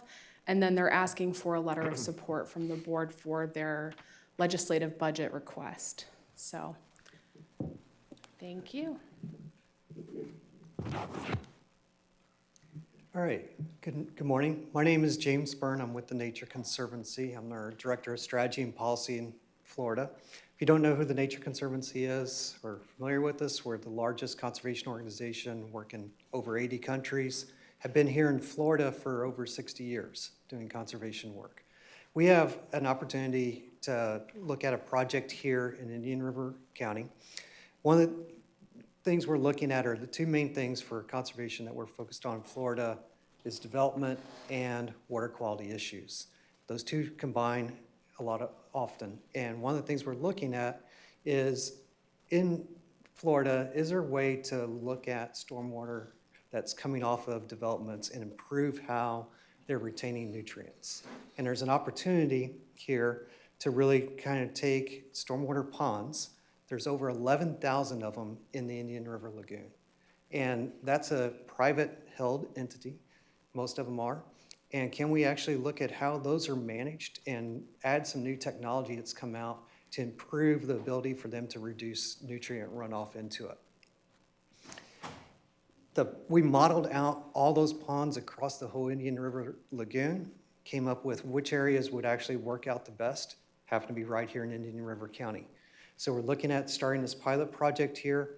It's really looking at trying to go in and work with private HOAs to improve how these stormwater ponds are managed and how they're working. And it's building off technology and other examples that we've been doing across the country and where it's coming in. And it's also a great opportunity to work with partners across this area, the county, natural resources, Indian River Lagoon National Estuary Program, St. John's Water Management District, bringing them together. So what are we trying to do? Most stormwater ponds are a passive system. So basically, they have a block, and when the water gets too high, the water overflows and goes into the canal. The longer the water stays in the ponds, the more nutrients they retain from it. So the idea is, can we use this new technology? It's called the CMAC, which is Continuous Monitoring Adaptive Control. It's basically a computer module that goes in and opens a gate there so that it can actually take data that comes in, the actual weather forecast for that spot, and look to see how to maintain the water level in that area at its optimal level to keep more nutrients in and less going into the lagoon. These have been deployed in several places. We've actually worked with Pepsi up in Orlando area, Amazon up in Jacksonville with some of their stormwater ponds, and shown that it works on a single pond, and it works really well. You can get a lot more improvements on nutrients coming out. But one of the neat things about Florida, and especially here in Indian River County, all these stormwater ponds are connected to each other. So our idea with our pilot project is, can we look at multiple of these ponds together and see how they would work as a network together? So that way we could actually even maximize even more nutrients being retained out of it. So that's what this pilot project is really looking at. And we're starting to have talks with 3 HOAs that are all connected. They've got a total of about 5 stormwater ponds between them that are interconnected.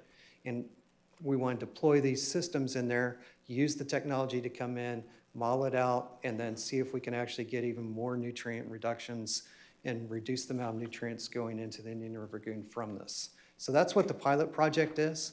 We're at the stage right now where we're talking with those HOAs, trying to get their approval to do this. We don't want it to be an investment on their part. So we're raising private funds to cover a majority of it. Well, we've asked the Florida legislatures for some funds to be in a legislative request to cover the infrastructure deployment of this. So it's a good private-public partnership to do this. And that's what we're asking for your support on, is that legislative budget request for the infrastructure deployment of this pilot project. So with this, we're also partnering with the University of Florida, who will be monitoring this. So we'll actually get real detailed data that shows live amounts about the nutrients coming out and how much we're reducing it based on what the baseline is. And the idea is that with this working, it'll be a way to actually help the county and state meet their BMAP requirements, get more nutrients reduction coming out of this infrastructure that already exists by retrofitting them with this new technology. And then hopefully expand it across the Indian River Lagoon into other stormwater ponds across the area to really get a impact at scale and have a healthier lagoon in the end. So that's what our pilot project is. It's an exciting piece, and our request for you is to give us a letter of support that we can get this legislative budget request in. Commissioners, there is a draft letter for your review, and I will entertain any discussion. Mr. Chairman, this is, Mr. Byrne brought this to the Indian River Lagoon Council and asked the Indian River Lagoon Council to support it. We are supporting it as a group. He came to people individually, and I forwarded the information to our Natural Resources Department, and I'm going to assume they support it because they brought it forward. So this is no cost to us per se at all. They're doing all the legwork. Anything we can do to reduce the BMAPs and all that sort of stuff in the lagoon, whether it's small scale or large scale, is what we need to do. Like I said, I spent all last week in Mobile, Alabama with the entire estuary program from all the United States, and Mobile Bay's issues were stormwater and sediment runoff. That's the issues they had, and they're really big, and they're on a grand scale. They're doing various things like this, making streams. It's just incredible of what they're doing in Mobile Bay for for stormwater management, but I think this is a great idea. I think we'd be remiss if we didn't support it, so with that, I'll make a motion to approve. Second. We have a motion by Commissioner Urban and a second by Commissioner Adams. Any further discussion? Oh, Commissioner Moss, I'm sorry. Thank you. Any further discussions? All I can say is the University of Florida is involved. It's going to be a great project. They're a Further great comments?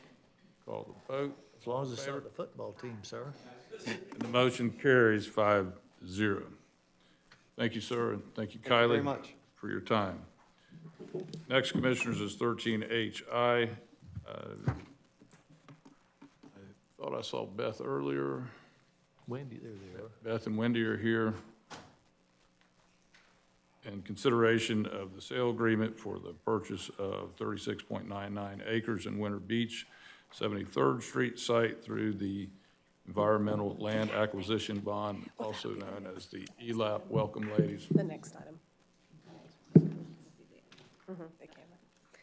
Good morning, Commissioners. Congratulations, and to Commissioner Moss, Commissioner Lohr. Thank you for hearing the item today. So we have the consideration of sale agreement for the purchase of the Winter Beach 73rd site. We presented, in my absence, I think you heard from Wendy and Mr. Zito, the details of the property. We're happy to review any of those details if you have questions. Otherwise, we're looking for the board to approve the sale agreement now that we have ended the public notice timeframe for the appraisals to be made available to the public, which has been done. Commissioners, if you recall, this item came before us a few weeks ago for discussion. Chairman, this is a great piece of property, as we all know that we've already reviewed it. I support it, but it's time to ask, maybe not today, but it's time to ask maybe in a written report of where we're at financially. Where we're at with any, additional money as leverage or any of that stuff. Just, Yes, sir, that information will be provided in the next item. okay, oh, in the next, okay. Yes, sir. I hadn't had a chance to read that one completely, but, no, this is a great idea, so I'll make a motion to approve. Second. We have a motion by Commissioner Urban and a second by Commissioner Flesher. Any further discussion? Hearing none, all in favor? Aye. Motion passes unanimously. Next item is 13H3, the ELAP ranking list environmental lands acquisitions properties for nomination for this period. Thank you. Thank you, Wendy.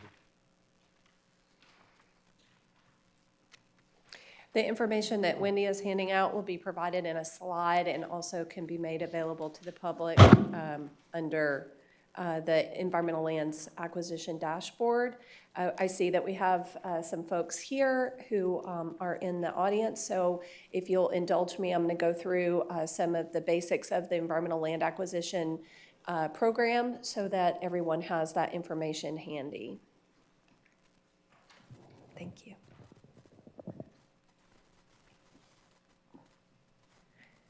And some of this information is redundant. However, it's important that we're letting the public know about the process as we are seeing increased engagement to our public meetings, to the ELAP meetings.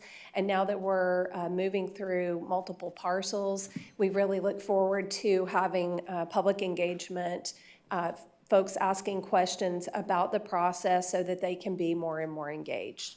So the Environmental Land Bond program was started in early 2000. We're on our third bond referendum. This allows for the purchase of environmentally significant lands in any river county. The second bond referendum actually included historically significant properties as well. However, this bond referendum is limited to just environmentally significant lands. Through the previous two bonds, we've acquired over 2,300 acres that the county directly manages. We have over 5,500 acres that are managed through leases and management agreements. And then we have other properties, just over 3,700 acres that were protected through conservation easements. So these very successful bond referendums have led to the 2022 Environmental Lands Bond Referendum. This was approved by the voters, and when I talked to the Supervisor of Elections, the math is math. It depends on how you answer the question and how many people voted, et cetera. But the bottom line was the majority of voters felt that the quality of life segment of environmental land acquisition was important enough to pass the $50 million bond. And for that, we're very grateful, because this certainly is going to contribute to all of the things that many of us hold dear in terms of green space, natural area, areas to do passive recreation, et cetera. So this was passed in November of 2022. We initiated the update to the Environmental Lands Program Guide, which is basically our guidebook and all of the policies and procedures for how we nominate properties, how they are evaluated, et cetera, and the Environmental Land Acquisition Panel was established. The program guide is available on our dashboard and on our website. If anybody has questions, we always encourage people to reach out to us. We have also done educational programs so that people can come in and learn how to use the dashboard and nominate. We rely at this point in time solely on the public to make nominations, and all of that can be done either in person.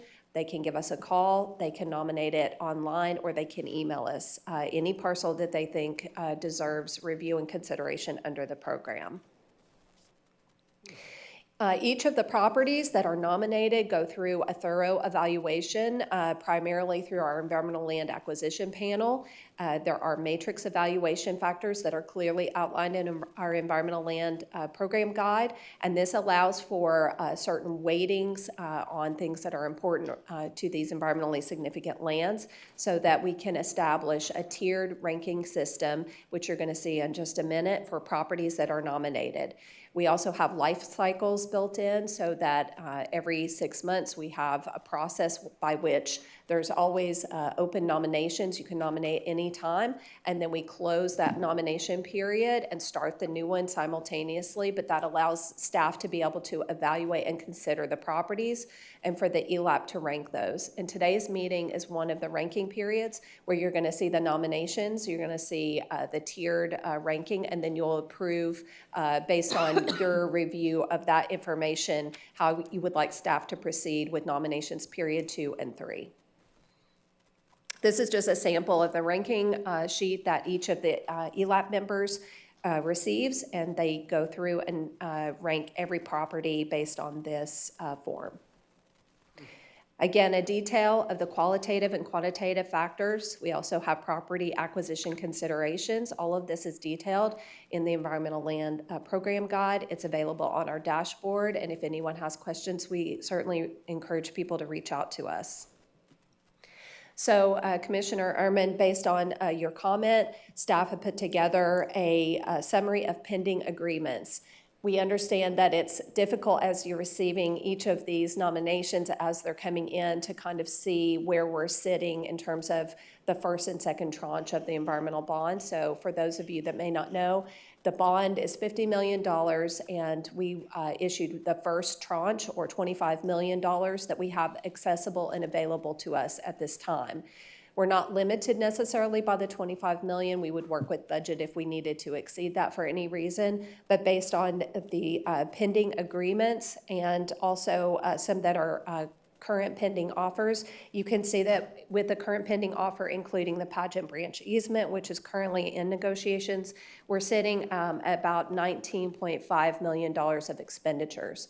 I will also note that these are just the sale prices, so that it doesn't include all of the additional costs for surveys and for the environmental appraisals, et cetera.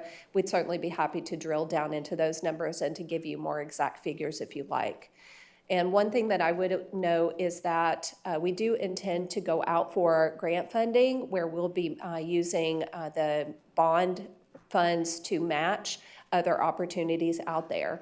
However, we're not able to move forward with those grant applications until we start to get into the acquisition process. So now that we have some properties that are teed up, like Durant's Place, Hale Grove, Jungle Trail, Island Club Manor, now we can start looking at where there are grant programs available. For instance, the NEP, and Dwayne DeFries has many, many times encouraged us to reach out and start to use their grant writers, which we fully intend to do with some of these properties, so that we can leverage the bond funds, which then would be put back into the bond, and that balance will change based on grant funding that's available and received.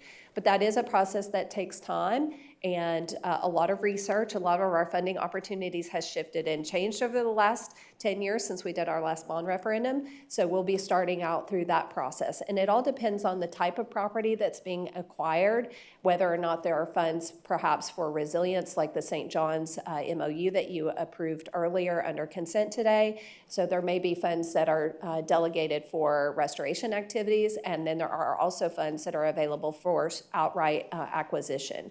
So we'll be working through those processes, and then we'll be bringing that information to you for approval. Based on this chart that you have in front of you, could I answer any questions that you might have at this time? Commissioners, any questions?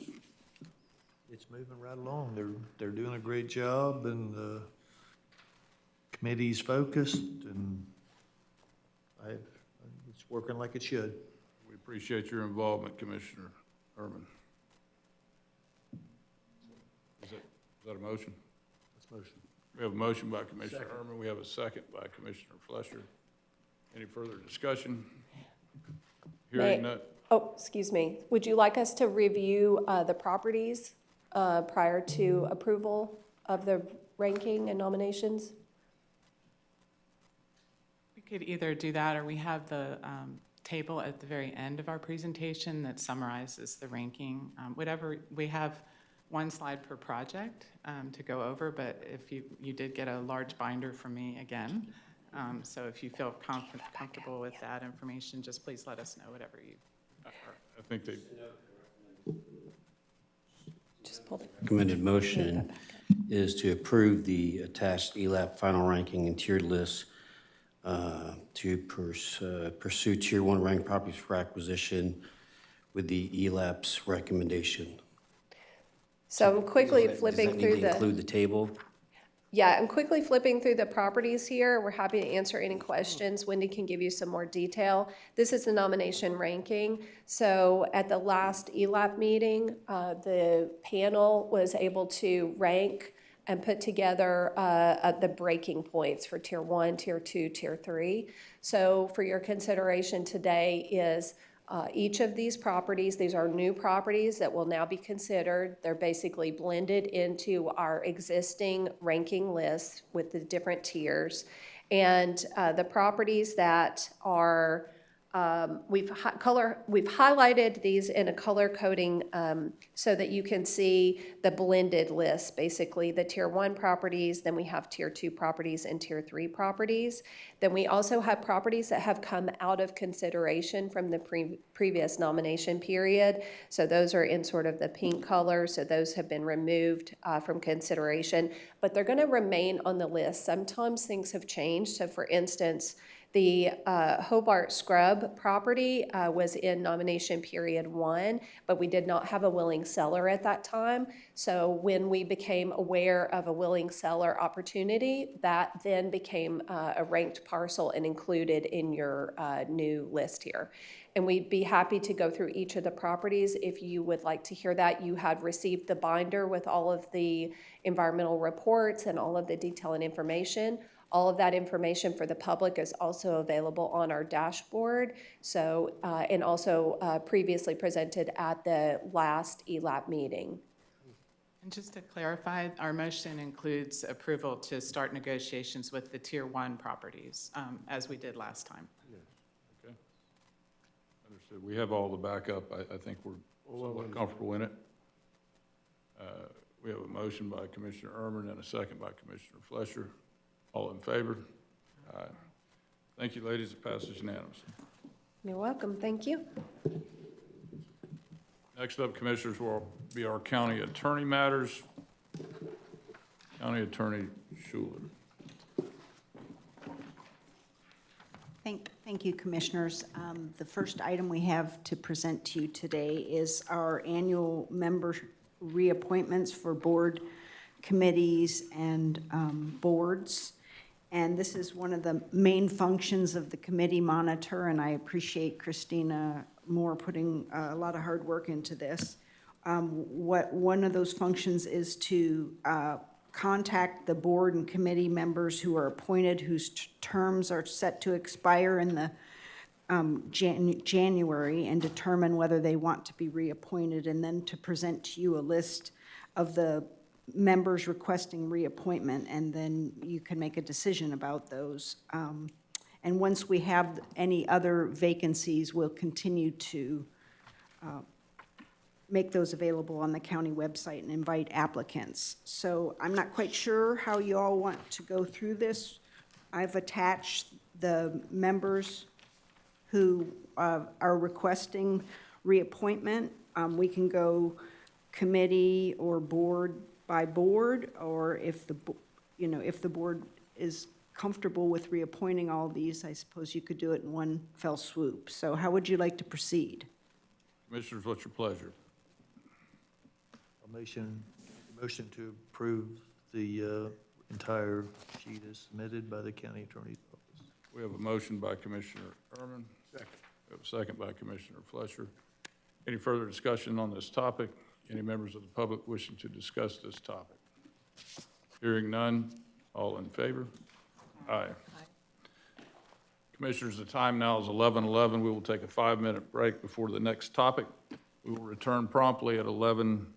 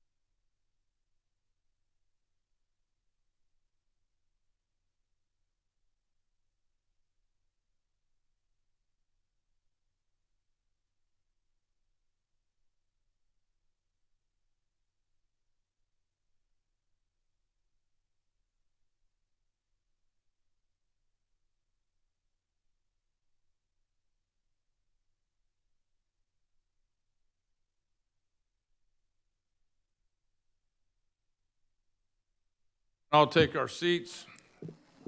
It's 11:16. This meeting is now called to order.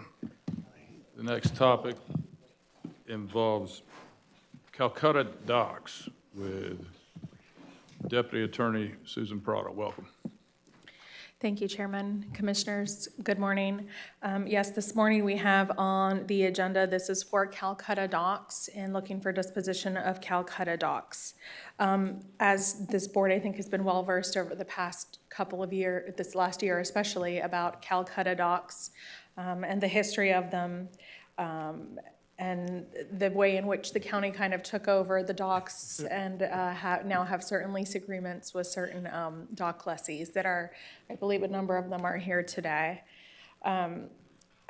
We were recently approached by a newly formed Country Club Point, and I'm sorry, I'll probably butcher the name, the Country Club Point Dock Association.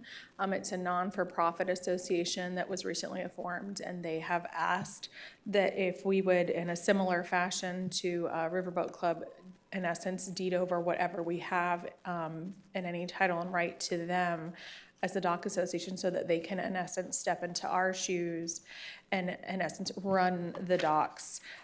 You'll find as backup in your documents there that there are the articles of incorporation that have been included that do discuss the docks and how that is being proposed to be run. There's a full list. You can see there's an aerial and there's a full list of all the current dock lessees there.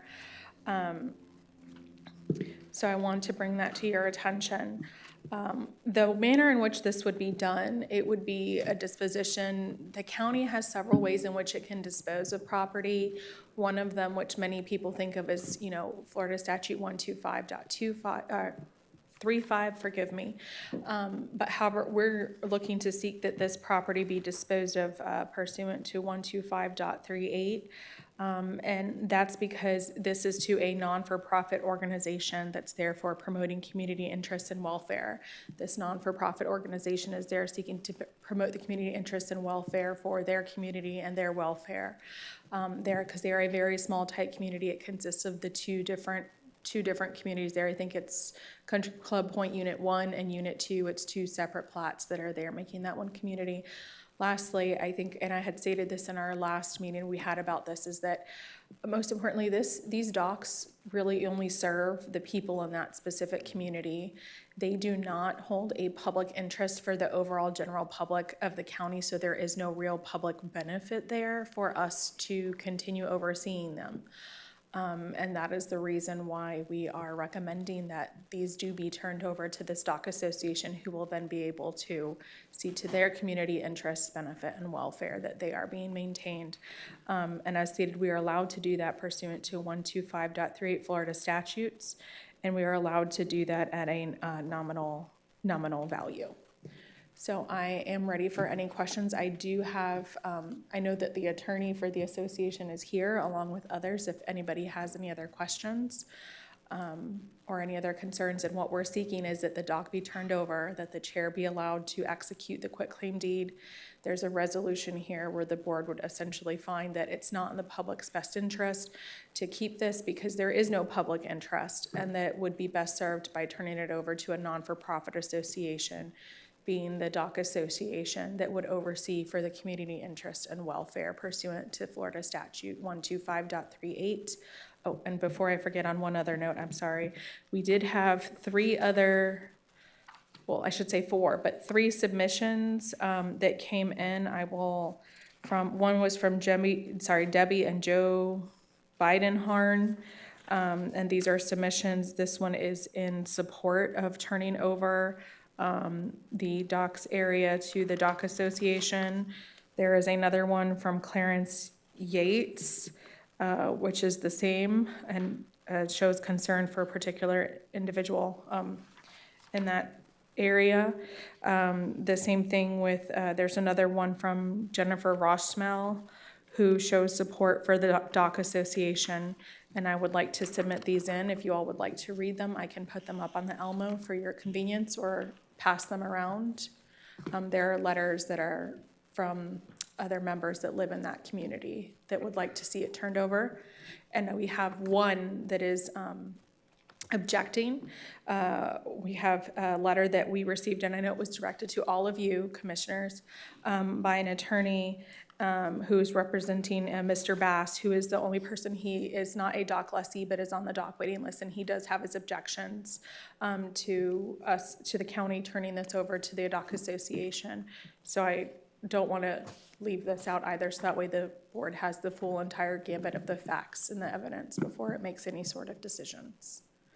Commissioners, I believe we've all had an opportunity to talk about these Calcutta docks for years and years.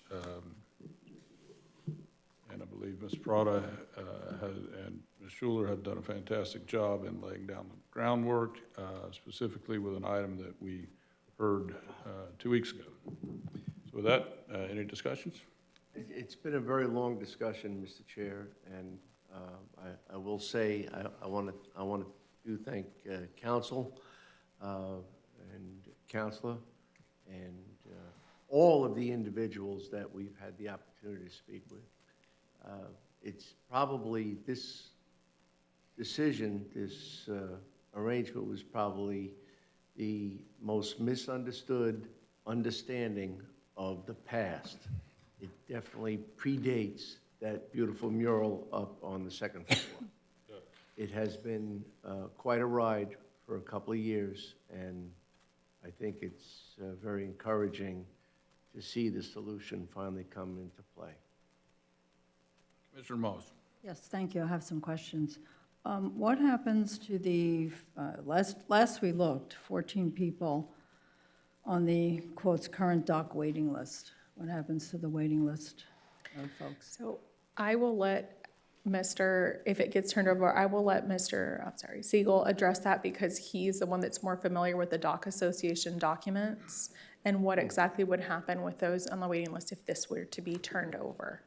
Good morning, sir. Name and address for the record. Barry Siegel, Barry G. Siegel, PA, 3096 Cardinal Drive, Vero Beach, Florida, 32963. I do have some presentation materials. That said, I'd be happy just to jump in and answer Vice Chairman's question. If this is turned over, what we have established is instead of having a waiting list, each owner or each user of a dock that is desirous of separating their interests and getting rid of their dock will now put it into, will notify the association. The association will notify then all of the potential members in the Country Club Point area. And so that's basically those that live on one of the streets that don't have direct dock access themselves or don't already have a dock. It will then be put out to a silent auction. And so it's going to give each of the individuals an economic opportunity to acquire an interest in the docks. It's going to foster, most likely, the turnover with these docks, whereas the wait list is normally a 30, 35-year process. This will actually foster because it's going to now create an economic incentive to sever a dock interest from a property, whereas that did not exist before where you just handed it to the next dock owner. There was no benefit to doing so. And so the waiting list, yes, will go away. Those that are at the end of the waiting list will have the same right as those that have been on the waiting list for a period of time. We understand that that is an issue, but it adds an economic and capitalistic bent to this that allows it to be resolved more amicably. So who would keep the funds raised by the auction? All of the funds that would be raised would actually go to the prior user of the dock. So the association is a not-for-profit. It doesn't make any money. It's an incentive then for example, all of these people that are here, and I want to take time to thank them for coming out of their busy day. You know Country Club Point is a working neighborhood, so they're all here showing you the importance of this matter to them by missing work right now. They've all paid money for their property that includes the value of these docks. And so the idea is that they can recover that investment from what they've paid for their properties when they now have to sell a property that no longer has it. So the idea is that it direct funds to the dock user. I'm in favor of an auction, but I think that the county should be the one auctioning it, not a nonprofit. So here's the concern that I have with that, is the county does not have anything to auction. My clients actually sit in a different position than the county. The county doesn't own anything here. The county at best has the rights, of course, to Calcutta Drive, but the riparian rights to the water belong to the to those that actually have the property that touches the water, and that is not the county. The county has nothing here to sell, or if the county were to offer something to sell, take consideration and take money from someone, now you have to warrant the title to it. I don't think that the county has any ability to do that, really the interest for the county to do that. I don't think the county really wants to get in the auction business on top of it. These people all have a user interest. They actually have something that is sellable, that is transferable, and that's what makes them different than the position that the county sits in. And that's why I don't think the county can auction these. Can I just want to make sure I answer that very quickly as well. From the county standpoint, I can tell you that we have looked back to see where exactly this came from. It would require a judgment from a judge to make that determination as to the ownership, whether it be the county or anyone else.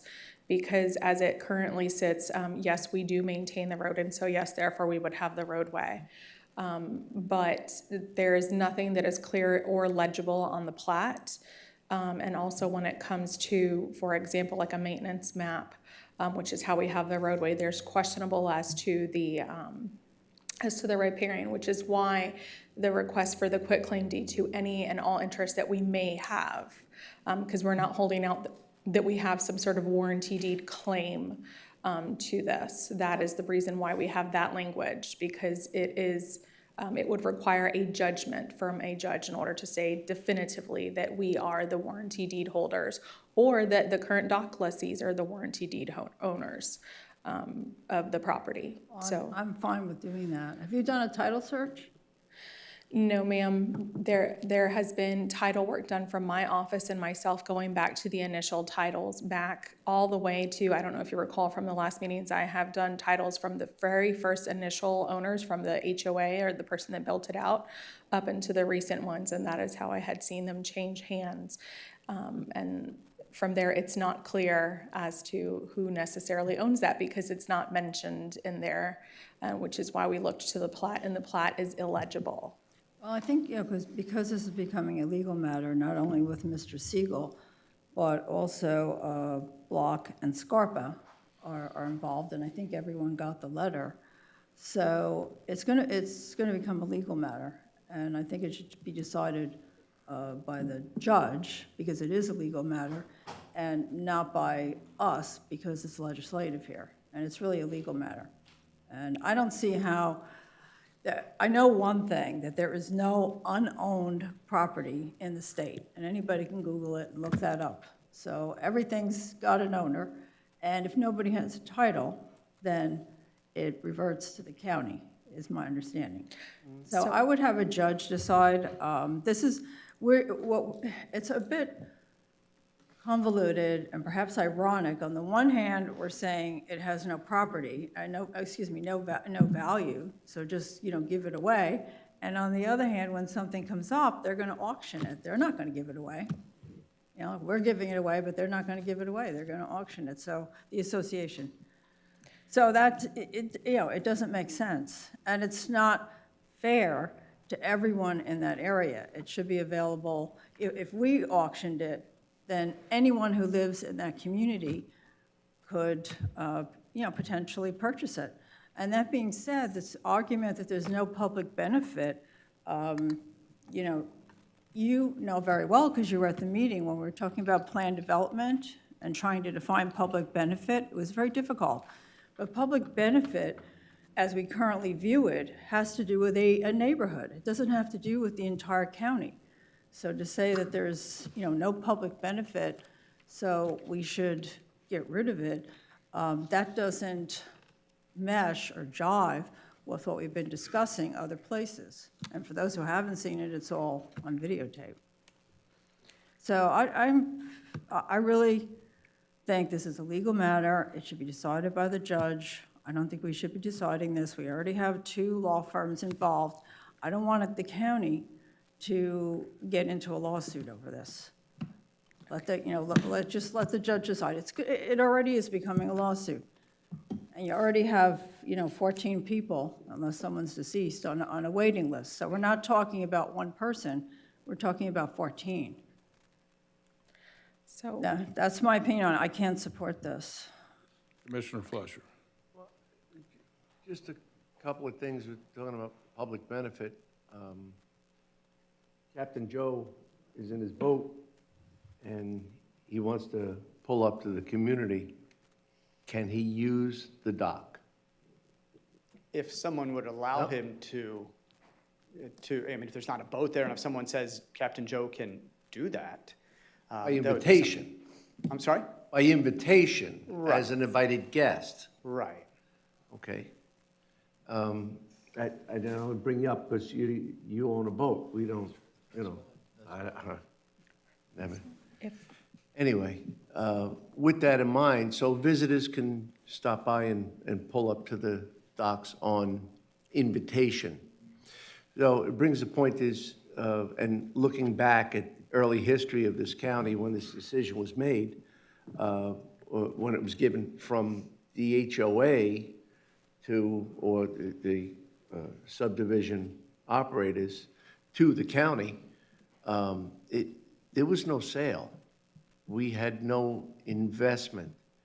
And this is, to me, we had discussed this many times before. This is a rented or leased event.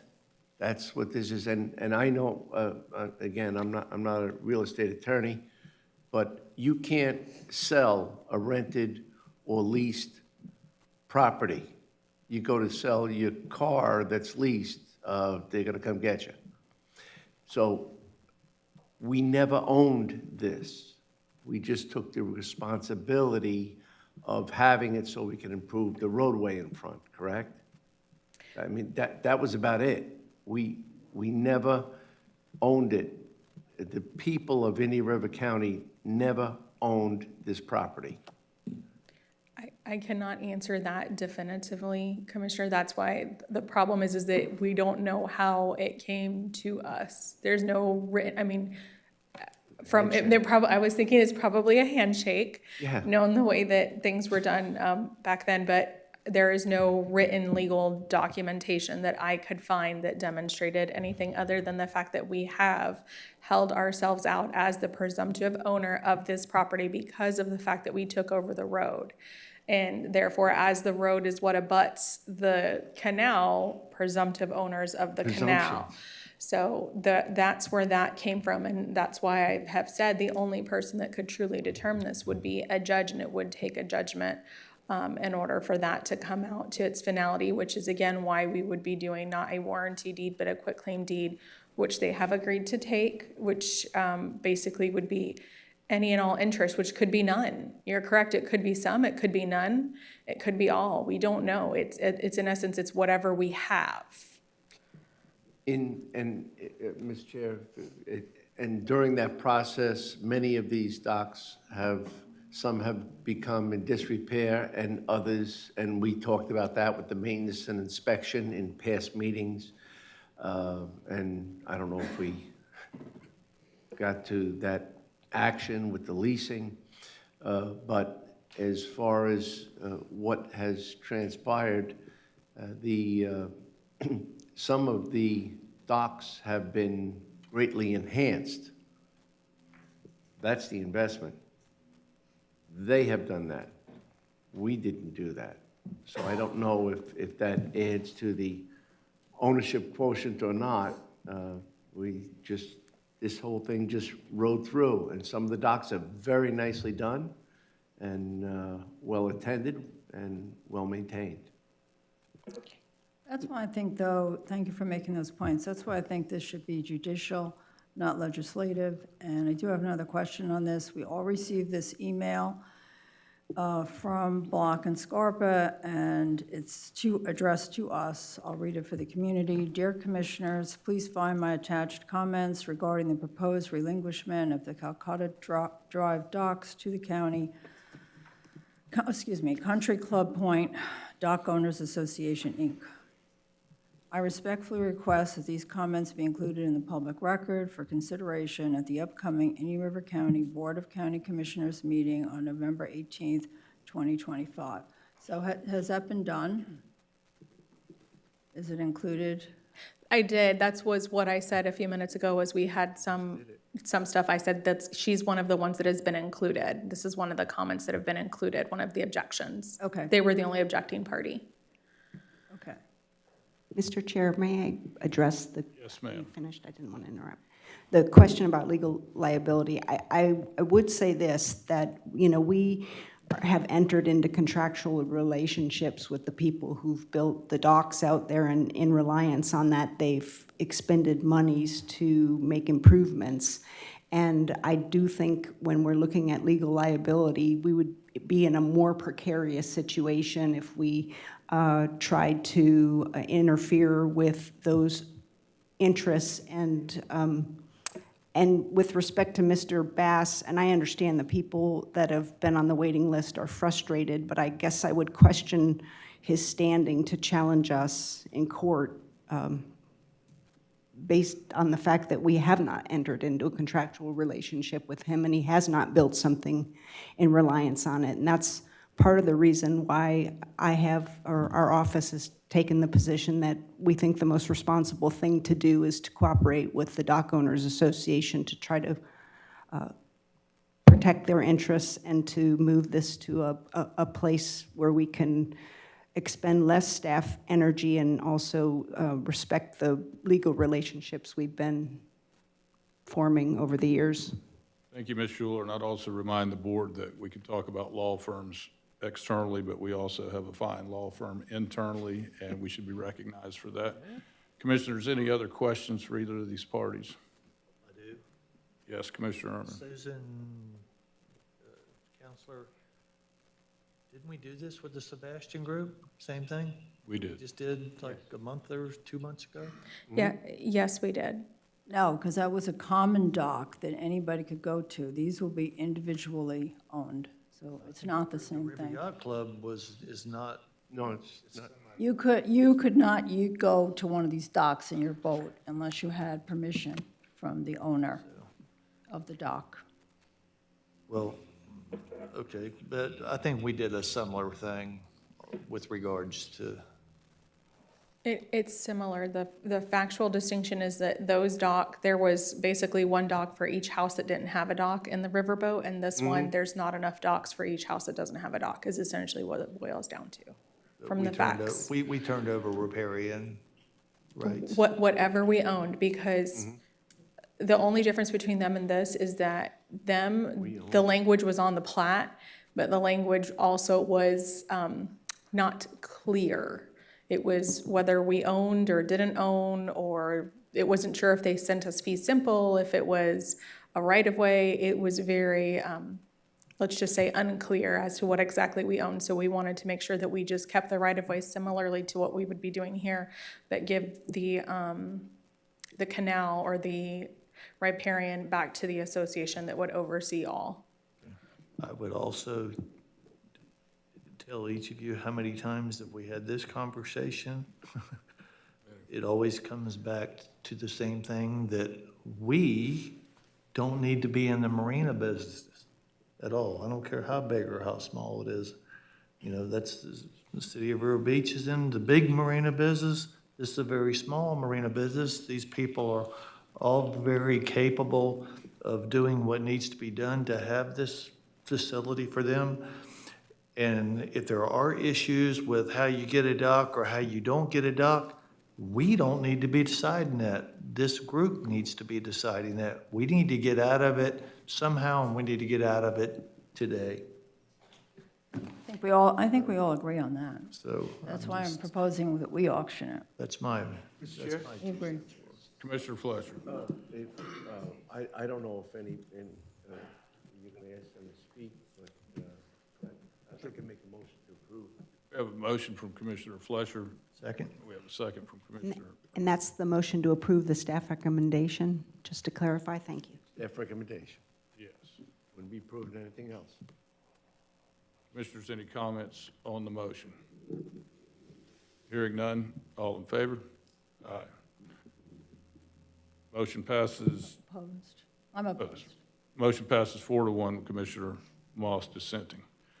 Thank you for your time, ladies and gentlemen. Our next item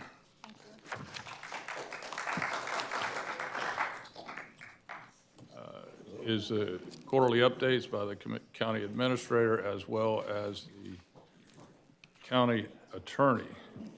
I'll let the county administrator decide who wants to go first. Could we, Mr. Chair, Yes, ma'am.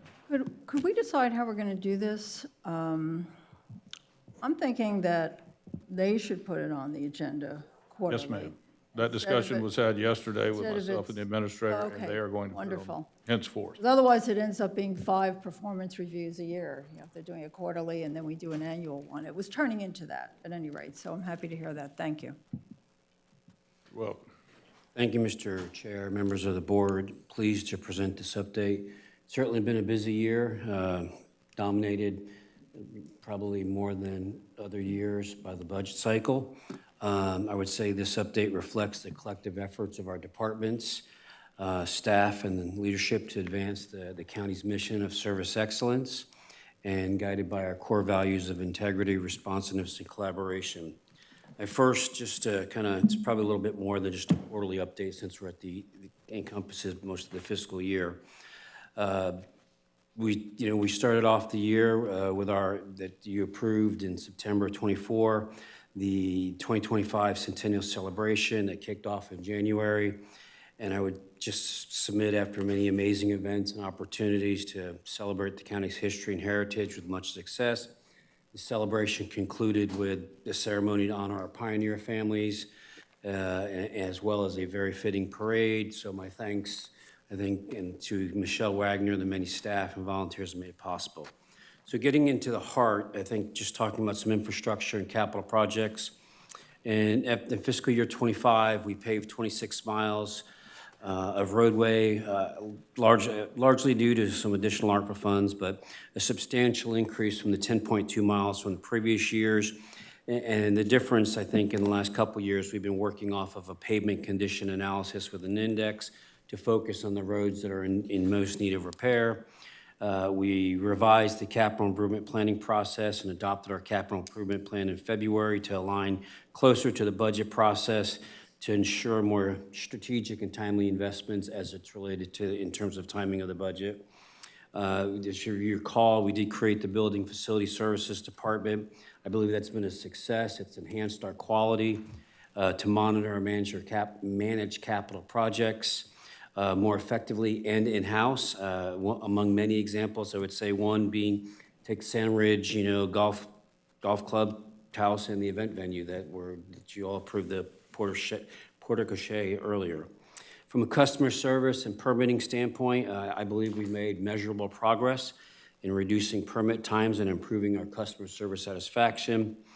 I will tell you, over the past year, the county has had 23,834 permits, and over 70% of them were completed within 8 calendar days.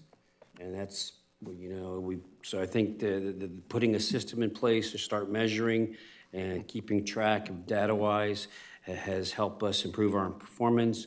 And I would like to note the building department, which has been, they've been the punching bag because they're the one that receive all the documents, that was once seen as inefficient, I believe is now our top performer, handling nearly half of all reviews with an average turnaround of just 5.1 days. We continue to see the overall time under review improve. During the last fiscal year, 18,342 permits were received, and as of today, as of September 30th, 454 are open and under review. So I think that's pretty impressive compared to where we had been in the past, where we were several thousand at one point in time. Since launching our customer service satisfaction last December, we've received nearly 800 responses. And I think it's, one of the things that it's encouraging to see the overall rating of satisfaction of service rise from the initial 65.6% to 76.3%, and those very satisfied going from 53% to 63%. Timeliness of project and process rising from 59.4% last year to 74.3% this year. Throughout the year, I guess we'll say, but measuring December of last year to now. And then staff response in a timely manner, that's up from 50% to 68%. And then staff providing alternatives and suggestions, up from 50% to 66.1%. Again, I think the survey helps us identify opportunities for improvement. And as you recall, with the permit reports, we have the ability to drill down, and if we see one that's hanging out there for a while, and we do still have some, but some of those we're waiting on documents out of those 454 open permits. In terms of HR and administrative policies in this past, we've made I'd say some good progress on some key initiatives. As you know, we implemented the compensation and classification study. We're currently working on updating every job description, in the county. And just by way of example, when we went to advertise the Public Works Director previously, the job description was like 4 sentences. So we've gone through and we're working on that, as well as updating it and making it a more meaningful performance evaluation instrument. I think right now, I've shared with each of you, I don't think it's well designed, and it really doesn't, lend itself to really provide, I think we can do better. So we're working on that.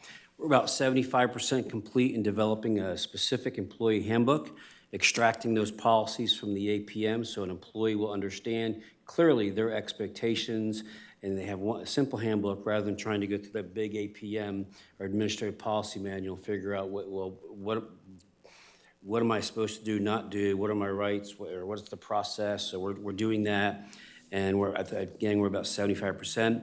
If you recall, we've updated, revised, and drafted new policies, the at-will termination, customer service policy, behavior, discipline, travel policy, new food policy, and then probably the largest one that we did was take on the procurement policy, as well as working with the county attorney's office doing the ordinance. Just from a planning and community initiatives perspective, we've advanced several long-term issues or planning efforts, adopted the Parks and Recreation Master Plan this year, Stormwater Management Plan. I know we discussed and presented the Urban Service Boundaries Study, which was updated for the first time in a long time, like since 1990. We were able to get the Oslo Corridor Study completed. There's currently the moratorium in place. We know June is our deadline. We're aware of that, and staff, John Stoll, when he comes on board, it will be working on that to get that framework in place. In addition to evaluating our comp plan, we did our year-based amendments in a timely manner. Actually, I think tomorrow is the day that we're hoping to receive the letter from Florida Commerce and the other state agencies. We've the Integrated Water Master Plan. I think that's critical for the county, and that's underway. You keep getting quarterly updates now from Sean, so you know where that is. And then the other thing, we've continued to work with the Gifford community to advance improvements related to the Gifford Neighborhood Plan. We met just recently. The 32nd Avenue design looks like it's going to be a one-way street. We're at 40% design, and our attorney's office has completed all the title work. 43rd Avenue sidewalks, the pedestrian and drainage improvements. Project, there's funding coming forward for that. And then also the 41st Street sidewalks with the FDOT county project feasibility study that's going to be funded this upcoming year.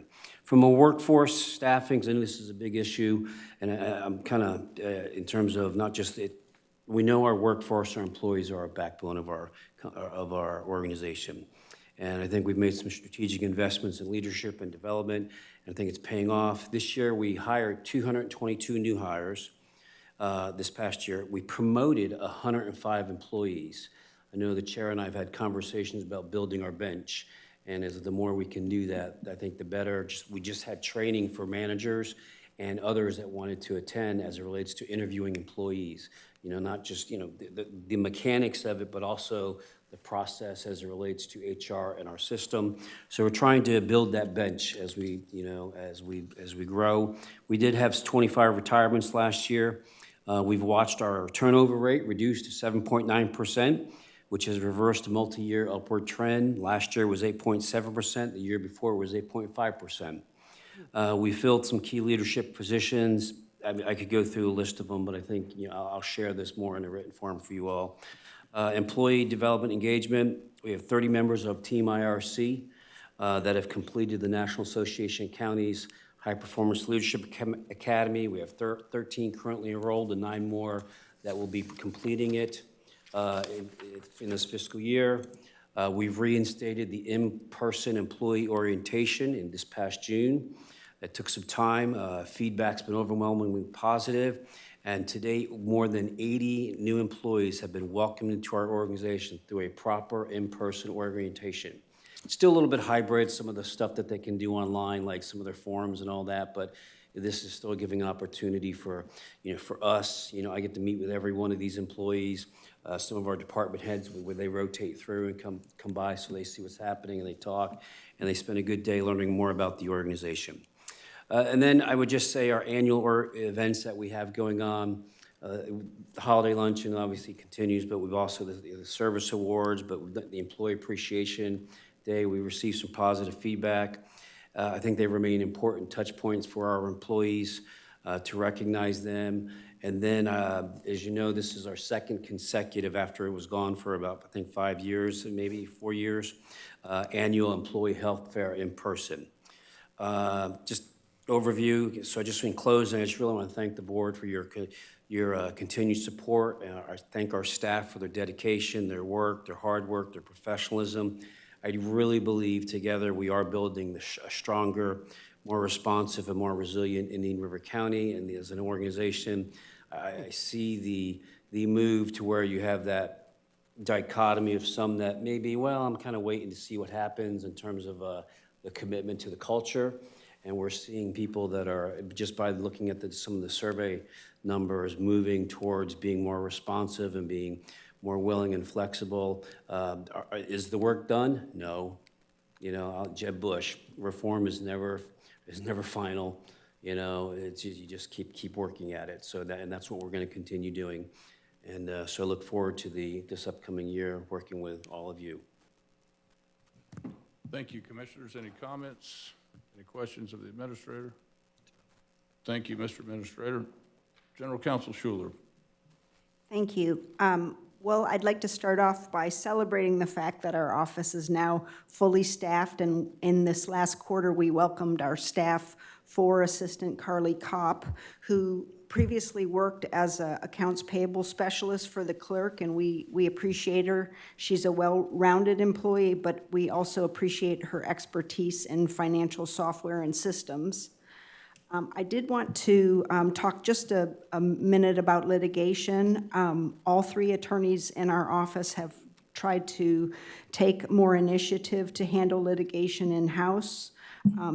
Obviously, this doesn't eliminate our need for outside counsel, but it is our effort to not just control costs, but be more involved in the issues that are facing the county. We also continue to strive to expand our areas of expertise. In the last quarter, Chris Hicks, who's our Assistant County Attorney, attended the Public Employment Labor Relations Conference, which is a comprehensive public employment law conference that covers lots of different areas, including collective bargaining.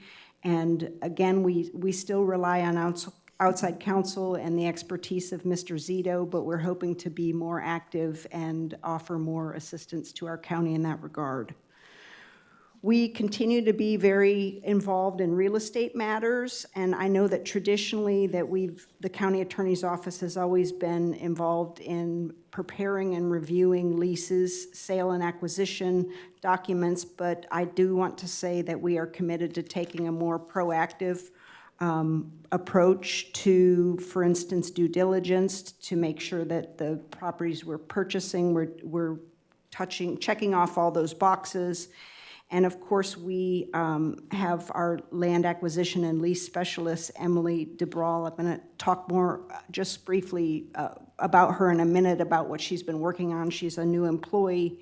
But I did want to say that a goal for us in 2026 that we've identified is to review and revise our county code with regard to land real estate procedures. We are driven by state statute in that regard, but we also have a lot of opportunity to develop our own procedures and approaches here, and I think our code needs some updating. Emily DeBrawl is a welcome asset to our office, and I'm not going to go in depth, but I did want to kind of talk a little bit about the things that she's been working on. She has created a master spreadsheet to track the county's leases and agreements regarding all of our real estate docks and right-of-ways.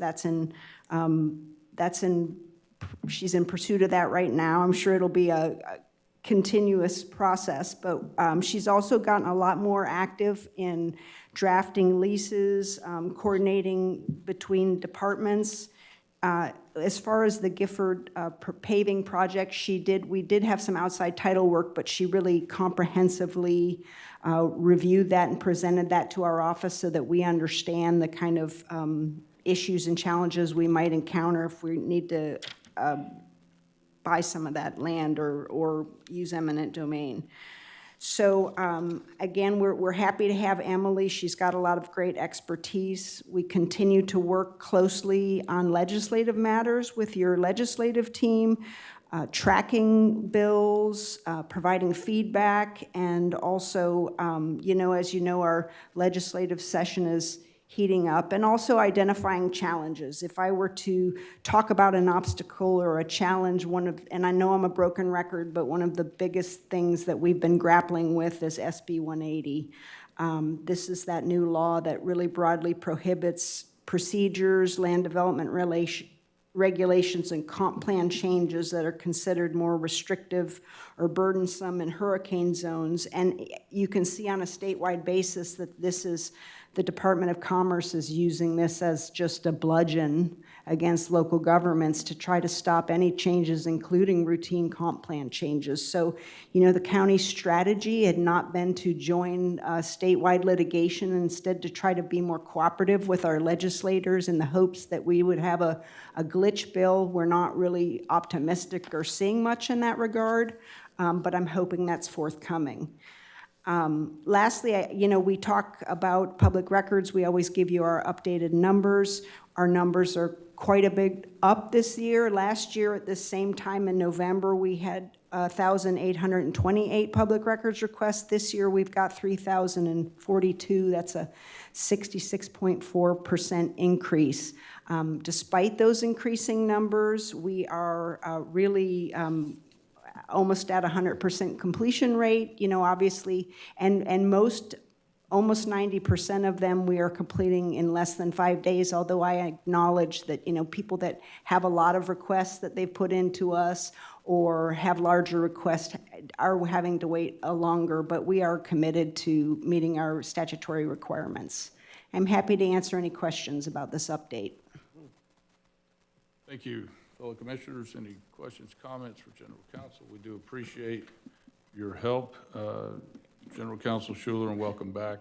We're glad to have you. Moving forward, commissioners, we will rapidly go through any other special districts and boards we do not have. This opportunity for any public comment that anyone in the audience may have. Yes, ma'am? Yes, ma'am.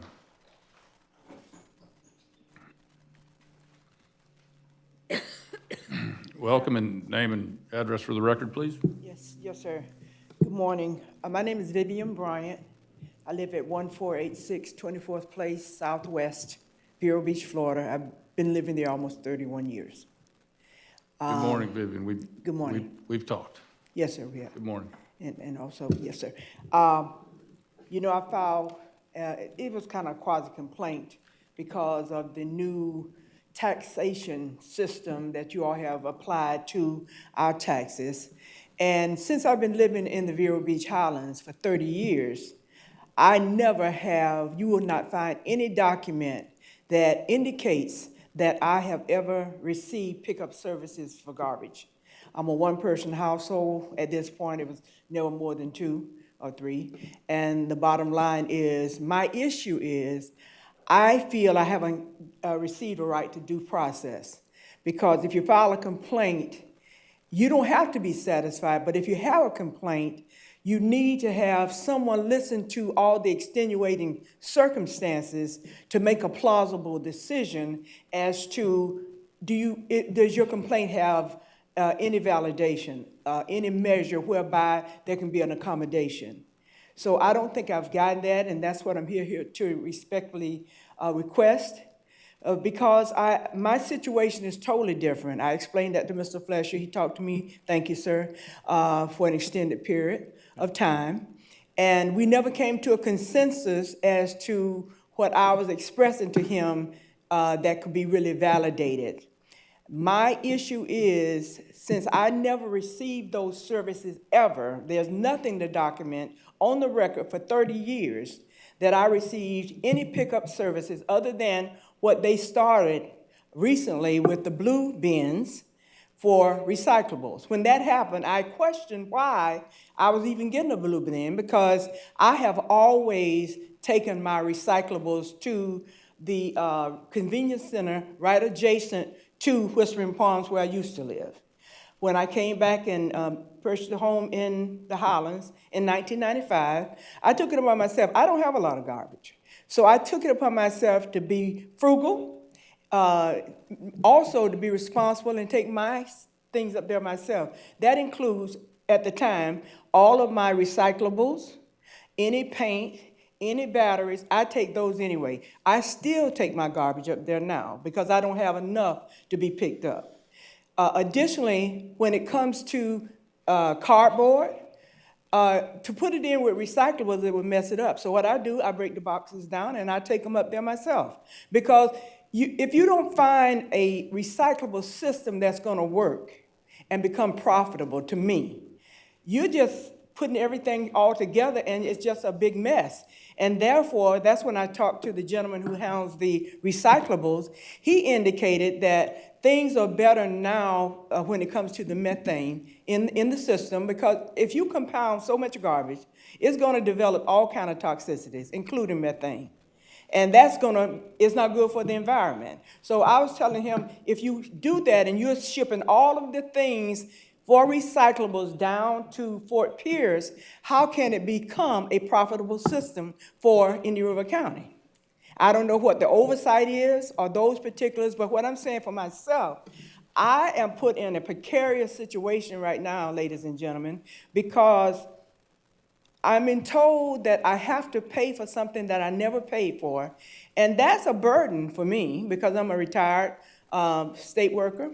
I was a probation officer for 30 years, but all in all, I worked for the state for almost 35 years, almost 35. And therefore, that gives me some pause because you're saying now I got to add all these additional monies to my tax bill, which may seem simplistic and not much to some people. But if you're on a certain income and that's what you're living with, I don't like the thought of being homeless because I can't pay taxes.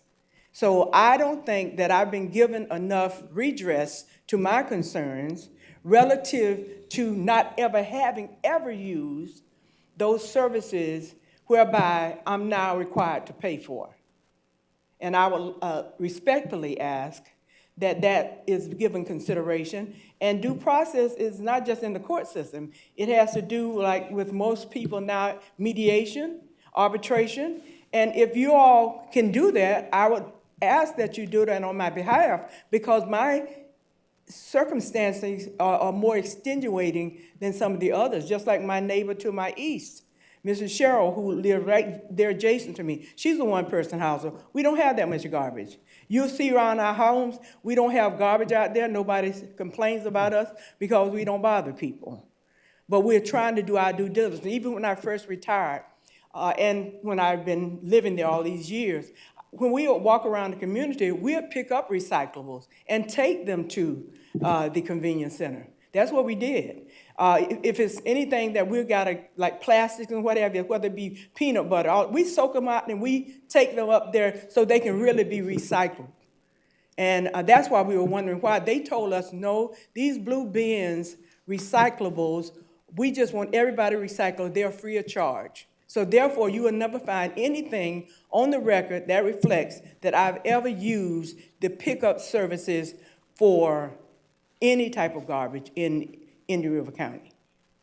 We appreciate that, Ms. Bryant. Know that for the last decade, the blue bins have been for recycling, and those, in fact, have been included in the property tax rolls. So secondly, know that there were numerous public meetings about the rollout of the universal pickup.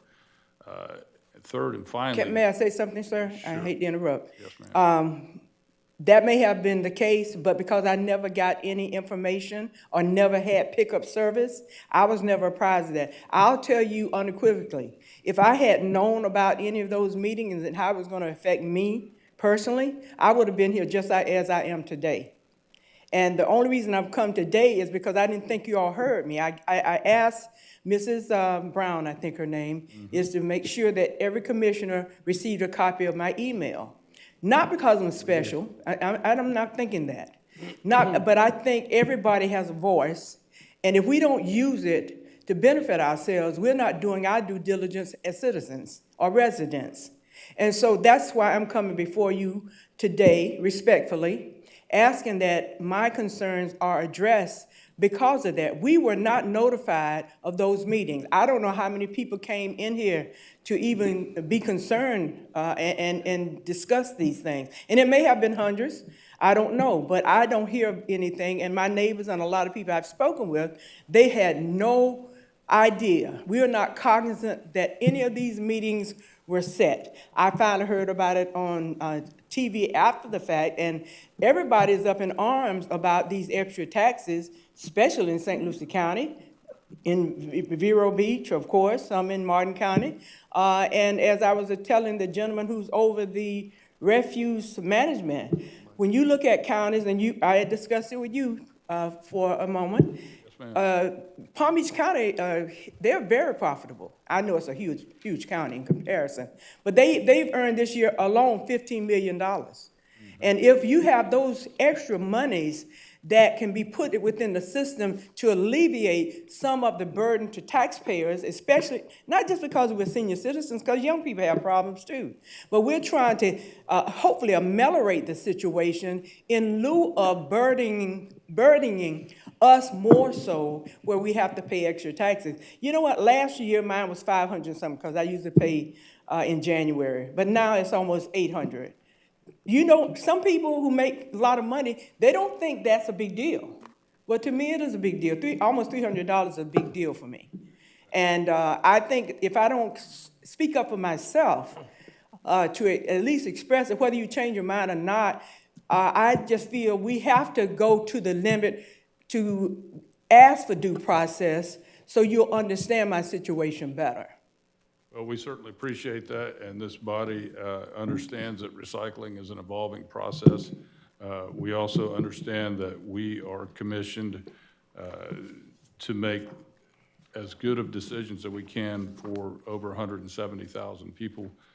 We don't have to get into the industry standard of what's recognized statewide with respect to universal service. And we certainly do appreciate your time coming before this body and sharing your thoughts. Yes, sir. May I say one other thing, too? Yes, ma'am. Most recently and several times, the Governor DeSantis, has also indicated, when you think about all of the senior citizens and other people who've bought property, he said anybody over 65 should not even be paying property taxes.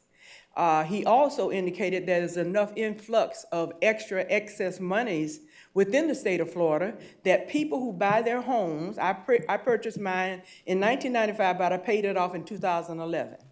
And it's a little old house. It's nothing new. It was built in 1982. And the whole point is I recently had the storm windows put in to hopefully increase the value of the home. And you know what? We as homeowners have to continue to do that. You look on the record, I have always paid my taxes. Homeowners insurance and even your vehicle insurance, they have, increased exponentially. But no one is looking at us who are doing these things, but the ones, you all sitting in authority, but you know what? Are you really concerned about the residents who don't have as much as you have? And I'm not trying to plead negativity. I'm not trying, and it's nothing as an affront to you all. What I'm saying is, when we try to express what we have, and those circumstances are totally different, it's like a sycamore sign, pass them on by. Nobody wants to listen to what we're saying, but I want you to hear me, and that's why I'm asking for a due process hearing, so you understand my particulars. I'm not saying change the circumstances, but that's why everything is, all laws, Florida statute included, ordinances, are under auspices of the Constitution. And you know what? When we look at that, that's why there are amendments to the Constitution. So therefore, when these things happen and we are asking nicely, we're asking according to the rules, because when I notified you all, I followed your procedure as to how to come before you all via the notification process, and we spoke, but nothing happened. So I'm trying to understand, if I am able to express those particulars that may affect change, why can't I do that? Well, those opportunities were provided to every resident. They were well attended. Our apologies if you weren't notified specifically. This decision has been made and has been implemented, and we certainly do appreciate your comments here today. But with respect to the comment over property taxes, the Florida legislature starts January 13th. That will be a hot topic, and this conversation may not exist this time next year. So we will keep you posted on that, and I'm certain. Yes, sir, but what about my, excuse me, I don't mean to be intrusive.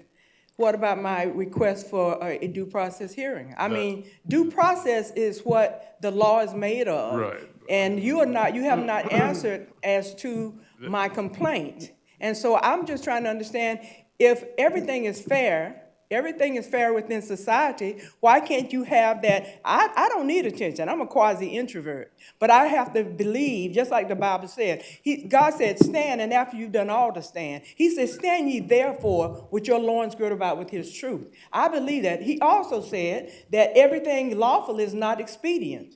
That means it's not always profitable for everyone, and sometimes it's a bad thing. When I don't want to be one of those people, old people out there without property, because somebody thought it was okay to send a human vulture in there to take my property if I could not pay it. That's my Appreciate that. concern. Ms. Bryant, let me defer to General Counsel with respect to due process. And so, Mr. Chair, this fee that, as she's discussing, is your new solid waste special assessment, and that was noticed on people's trim bill so that they were apprised of when the public hearing would be to come and protest or speak in favor. And so that's kind of it. There's not, the board went ahead and adopted that special assessment. It went on people's tax bill. There's not an appeal process for that. Was there a buck slip in with the? Excuse me, what is trim? Trim is your Truth and millage. truth and millage that you get from the property appraiser that In gets August. sent through the mail in You get it August. in August. It tells you when the hearing dates are and what the proposed millage rates are. I just recently got that, and it was Oh, after that's the what you fact. just received is the tax bill. You No, get sir, something not- a that tax bill is precedes that. different. The county appraiser is different from the tax collector. And therefore, you receive two different things. Now, I'm not very astute to tell you that I totally understand all those particulars, but they're two separate documents. And I don't feel that I was apprised of it because I never received those things. I never received anything to reflect that we have the meetings. And I don't think this is a ludicrous thing. I think I should be taken seriously. I am a citizen of the United States. I'm a resident of Florida. I've always paid taxes. And you know what? When we file a complaint, if you could show me something in writing where it says I don't have liberty if I file a complaint to due process, I don't understand that. But you're saying just because you've made a rule, why do you think the Constitution has had so many amendments? Because there are reasons for rules changes. Ms. There are Bryant. corporations do the same thing. Ms. Bryant, we appreciate your comments. If you'd like to. It's just like you're shooting me down as We're not if shooting you, it there's doesn't nothing, happen. we're not shooting you down, no ma'am at all. There's nothing that we can do at this juncture with the decisions that have been made for the betterment of this county. We appreciate your time. If you'd like to perhaps come back and address us again, we would certainly understand that. But at the end of the day, the millage rate has been set, your taxes have been set. This body unanimously decided that this would be the progress forward. This is a 10-year program that we've been examining over the past, and we're unfortunately sorry that you feel this way. But we do appreciate your time, and thank you. I don't think, listen, I don't think you're sorry that I feel this way, but you don't give me a right to due process. To me, that doesn't make sense. Ms. Bryant, this is not an item for due process, as General Counsel has. Well, may I have something to validate that, please? It has been validated by this body, and it has been validated by becoming an action on your tax. So we as citizens who don't know, I don't have a Juris Doctorate, but I'm asking, may I ask the attorney, may I have something to validate why we don't have a right to due process? Because and most of these things are going through, arbitration most of the time. Some type of things that's not relatively in the courts. Why can't we have something to validate it? I'm asking nicely. Okay, you did have a right to due process during the hearings. Unfortunately, you missed that time frame, so the opportunity for due process has come and gone. And What I I'm think asking, how do I find it so I can validate this is in fact that I don't even have that right now? I'm asking nicely. I don't have those particulars. You're saying them and you're saying, take my word for it as if it's the gospel, ma'am. And I'm not trying to be I don't think, impudent. there's nothing that I'm going to be able to provide you, I don't think, based on this conversation, that's going to satisfy what you're looking for. You'd have to go to the property appraiser and ask him for a copy of your trim notice and find out why you did not receive it. And he's across the parking lot. I'm sure they'll be more than happy to help you. There's no need to be patronizing, ma'am. I'm not And you trying know to what? I patronize you. didn't come in here with a pugilistic attitude. I came in with respect. And all I'm asking for is that I have due process of, you know what? Due process of law does not mean you have to be in a courtroom to attain justice. I'll just say, ma'am, I understand what you're saying. It was not unanimous. I voted against the Universal Collection. My parents lived in Vero Beach Highlands Property Owners Association. They lived in that area, so I understand. And my mother had, my father was gone, and my mother had one little bag of garbage. And so I understand exactly what you're saying. But unfortunately, as I recall, something like 87,000 postcards were sent out. I'm sorry. I didn't get one, ma'am. I'm sorry you didn't get one. Apologies that you didn't get one. But it was a pretty good turnout. I think there were over 100 people. 100 people in comparison to 170,000 is not much. Well, we couldn't fit 87,000, but anyway, No, ma'am, I'm not trying to be I sarcastic. understand what you're saying, yeah. And of course, I do I'm a little understand, perturbed at this and I'm point, sorry. because you know what? People don't understand. People who pay taxes, and we pay taxes, and I don't think it's ludicrous, Mr. Fletcher. It's not ludicrous. You said some of the things I said in my letter you didn't like. I didn't say. Yes, you did tell me that. I But never I'm said, just- I'm I never telling you, used the it's word not ludicrous, ma'am. I'm not gonna argue with you. I know You're you're being not. You very raised your combative voice at about me it. before. I You spent did. over an hour with you explaining that we had 6 or 7 meetings regarding this. We covered the topic infinitum, and over 87,000 letters went out. There was a statement in your trim notice. You had to have gotten something. No, you just pointed me out, saying that I found you ludicrous. Ms. I Bryant. never said such a thing. And I Overtalk me just like you did on the phone. I never did that either. There was a witness in the room as you were speaking, and that didn't happen. And I'm not gonna allow you to put that on the TV as well, But the whole too. point is, you know what Thank you're you. doing to people, what I don't want to become I'm probably older than all of you. I'm almost 74 years old. And the whole point is, I want to keep God my bless you. home. I want to be able to pay taxes. I don't want to walk around here homeless because you take my home. That I paid for myself. State of Florida didn't pay for my home. Indian River County didn't pay for my little home. I paid for it myself. I pay taxes. I'm a law-abiding citizen. I've never been arrested a day in my life. I've done my due diligence.